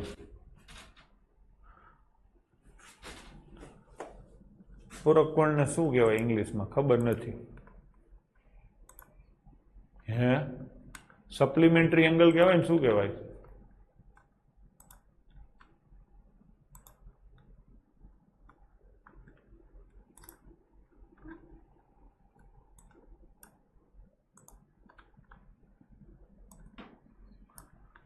કોમ્પ્લિમેન્ટરી એંગલ કહેવાય. હા, થઈ ગયું. જો ગુજરાતીમાં કહું તો જે 2 ખૂણાના માપનો સરવાળો 180 થતો હોય એને પૂરક કોણ કહેવાય. ઇંગ્લિશમાં એને કોમ્પ્લિમેન્ટરી કહેવાય. સપ્લિમેન્ટરી કહેવાય, કોમ્પ્લિમેન્ટરી કહેવાય, ખબર નહોતી. એકદમ ફિટ થાય છે, તમારી સાથે જવાબ આપવામાં લોચા પડે. ના ના, સાંભળો ખાલી, નકર તો આ 4 દી પાછું આ હાલશે. એટલે હું થોડીક ઉતાવળ રાખું છું, તમે પછી આને ઓલું ઘણા મને કહેતા ને 2x ની સ્પીડમાં જુઓ, તો આજે અડધા x ની સ્પીડમાં જોજો. હરવે હરવે આમ હું ન થાકી ગયો ને બોલતો હોય એની જેમ. બે પૂરક કોણ છે, એક ખૂણો A છે ને એક ખૂણો B છે, બંનેનો સરવાળો 180 થાય એટલે એને પૂરક કોણ કહેવાય. આ પેલું સમીકરણ પતી. પૂરક કોણની ખબર નહોતી તમને એટલે મેં કીધું, ખબર હતી એને આવું લખી નાખ્યું હશે. હવે શું કીધું છે, આ મોટો છે સમજી લો. તમે ગમે એને મોટો લઈ શકો છો, તમે ગમે એને નાનો લઈ શકો છો, એનાથી કઈ ફેર નથી પડતો. હવે શું કીધું છે, મોટો નાના કરતા 18 મોટો છે, એટલે A B કરતા આના કરતા કેટલો મોટો છે 18, તો +18 આવે. બસ થઈ ગયું, ડન ને. ચલો મને તેમ હતું આજે આ પતી જશે ને આગળ જતા રહીશું, પણ આ તો કાલે નહીં પતે. ક્રિકેટ ટીમના કોચે 7 બેટ અને 6 દડા 3800 માં લીધા. તો 7 બેટ, એક બેટની કિંમત ₹2 છે, તો 7 બેટની કિંમત 7B થાય. એક દડાની કિંમત ₹D છે, તો 6 દડાની કિંમત 6D થાય. ચડ્ડી નહીં 6D. અને ટોટલ કિંમત કેટલી થાય 3800. પછી 3 બેટ, એક બેટની કિંમત B હોય તો 3 બેટની કિંમત 3B થાય. 5 દડા છે તો એની કિંમત 5D થાય. ટોટલ કિંમત થાય 1750. બે સમીકરણ બની ગયા. જઈશું આગળ. ટેક્સીનું ભાડું નિશ્ચિત ભાડા અને અંતરના પ્રમાણમાં સંયુક્ત રીતે લેવાય છે. શું કીધું છે, ટેક્સીનું ભાડું નિશ્ચિત ભાડા અને અંતરના પ્રમાણમાં સંયુક્ત રીતે લેવાય છે. તો 10 કિલોમીટરના અંતર માટે ₹105 થાય છે અને 15 કિલોમીટરની મુસાફરી માટે ₹155 થાય છે. તો નિશ્ચિત ભાડું કેટલું અને પ્રતિ કિલોમીટર કેટલા દરે કિંમત ચૂકવવી પડે? મુસાફરે 25 કિલોમીટરની મુસાફરી માટે કેટલું ભાડું ચૂકવવું પડશે? આપણે સોલ્વ નથી કરવાનું. ભાડું છે ને, કુલ ભાડું બરાબર ફિક્સ ભાડું, મિનિમમ ભાડું અને વત્તા અંતર મુજબ ભાડું. ખબર પડી? તમે ટેક્સી કરો એટલે ટેક્સીમાં ખાલી 5 કિલોમીટર આગળ જાવ ને તો ₹100 દેવા પડે, અને 100 કિલોમીટર આગળ જાવ તો ઓલા ₹100 તો છે જ, વત્તા 100 કિલોમીટરના બીજા થાય. ટૂંકમાં મિનિમમ ભાડું અને જેટલું તમે હલાવો એટલું ભાડું. મારી પાસેથી સાયકલ લઈ ગયો તું, 1 મિનિટમાં પાછી આપી જઈશ ને તો ₹50 ભાડું થશે. આમ કલાકે હું ₹10 ભાડું લઉં છું, પણ સાયકલ અહીંથી મારી પાસે લીધી એટલે ₹50 થશે. હવે તમે 1 કલાક સાયકલ વાપરો તો ₹50 તો ભાડું પહેલે જ લીધું, અને ₹10 1 કલાકના તો કેટલા થાય 60. તમે 2 કલાક વાપરો તો ₹50 તો ભાડું છે જ, કલાકના 10 લેખે 2 કલાકના 20 એટલે કેટલા થાય 70. આપણે ઓલી હોસ્ટેલ ન હોય, હોસ્ટેલમાં આ જ રીતે હોય. સમજાણું? હોસ્ટેલમાં આ જ રીતે હોય. તમે રિયો એટલે રહેવાનું ભાડું તો આપવું જ પડે, બરાબર. ખાવામાં કેમ હોય, જેટલા દી ખાવી પ્રમાણે. કંઈક નથી ખાતા તેનું બિલ નહીં ચૂકવવાનું, રહેવાનું બિલ કાયમ માટે. કેમ કે તમારી જગ્યાએ આજ તમે નથી રહેવાના તો એને તો રૂમ ખાલી રાખવો જ પડ્યો. જઈમાં નથી તો એનું જમવાનું બચ્યું. જેટલા દી રિયો કે નો રિયો ભાડું આખા મહિનાનું થશે, અને જેટલા દી ખાશો એટલા દીના જ પૈસા થશે. એટલે રહેવાના પૈસા ફિક્સ થઈ ગયા, ₹1000 ફિક્સ. તમે પછી 15 દી મામાના ઘરે જતા રહ્યો તો 1000 દેવા પડે. ખાવામાં પછી અડધા મહિનાના જ દેવા પડે. એવી રીતે સમજાણું? તો આવી રીતે થાય. ડન છે. હવે આ સમજાણું ને? હવે હું એમ કહું છું કે ફિક્સ ભાડું એ X છે, એ ફિક્સ જ છે, હા ને. અને પર કિલોમીટર ₹Y થાય ભાડું. 1 કિલોમીટર ગાડી હલાવો તો Y ભાડું થાય. 2 કિલોમીટર ગાડી હલાવો તો 2Y થાય. 3 કિલોમીટર હલાવો તો 3Y થાય. થાય કે નહીં? તો પેલા કેટલું કુલ ભાડું છે? ₹105. એમાં ફિક્સ ભાડું કેટલું દેવાનું? X. અને કિલોમીટરે કેટલા? Y. કેટલા કિલોમીટર ગાડી હલાવી? 10. તો 10Y દેવાના. થઈ ગયું? હવે બીજું, 15 કિલોમીટર માટે કેટલા દેવાના? 155. થયું? એમાં ફિક્સ ભાડું કેટલું હશે? X. અને 1 કિલોમીટરના Y છે તો 15 કિલોમીટરના કેટલા થાય? 15Y. થઈ ગયા ને બે સમીકરણ. આ સોલ્વ કરશો એટલે X અને Y ની કિંમત મળી જશે. થઈ ગયું? તો આ પ્રશ્ન અઘરો કહેવાય. કેવો કહેવાય? અઘરો. છોકરાઓ બરાબર છે? ચલો આગળ જઈશું. એક અપૂર્ણાંકના અંશ અને છેદ બંનેમાં 2 ઉમેરતા તે 9/11 બને છે. અંશ છે X અને છેદ છે Y. બંનેમાં 2 ઉમેરો એટલે આ X + 2 થાય અને આ શું થાય y પ્લસ 2. તો અપૂર્ણાંક શું બને છે 9/11. બંનેમાં 3 ઉમેરો તો x પ્લસ 3 અને y પ્લસ 3 તો શું બને છે 5/6. એટલે આ ફાવશે. ચલો અહીંથી આપણે કાલે કરશું. થોડુંક આજે ભારે લેવાઈ ગયું. કેવું લેવાઈ ગયું? ભારે. ડન છે. તો ભાઈ હવે યુટ્યુબ ઉપર AAE આસિસ્ટન્ટ એડિશનલ આસિસ્ટન્ટ એન્જિનિયરની માર્ગદર્શન માટેનો વિડીયો થોડી વારમાં યુટ્યુબ ઉપર આવશે. તો જેને ડબલ AE ની પરીક્ષા છે એ લોકો ત્યાં પહોંચી જાય. બરાબર ને? ચલો તો મળશું. આજે થોડુંક અઘરું હતું, તમને થોડુંક ભારે લાગ્યું હશે, પણ આમાંથી થોડું ઘણું તમે છેલ્લા ઉદાહરણો થોડાક અઘરા લઈ ગયા હશે. શરૂઆતમાં જે સીધા સાદા ઉદાહરણો હતા એ તમને સમીકરણો બનાવતા આવડી ગયા હશે તો પણ તમારા માટે ખૂબ સારું રહેશે. ઠીક છે બાળકો? તો મળીએ આવતીકાલે. જય હિન્દ, જય માતાજી.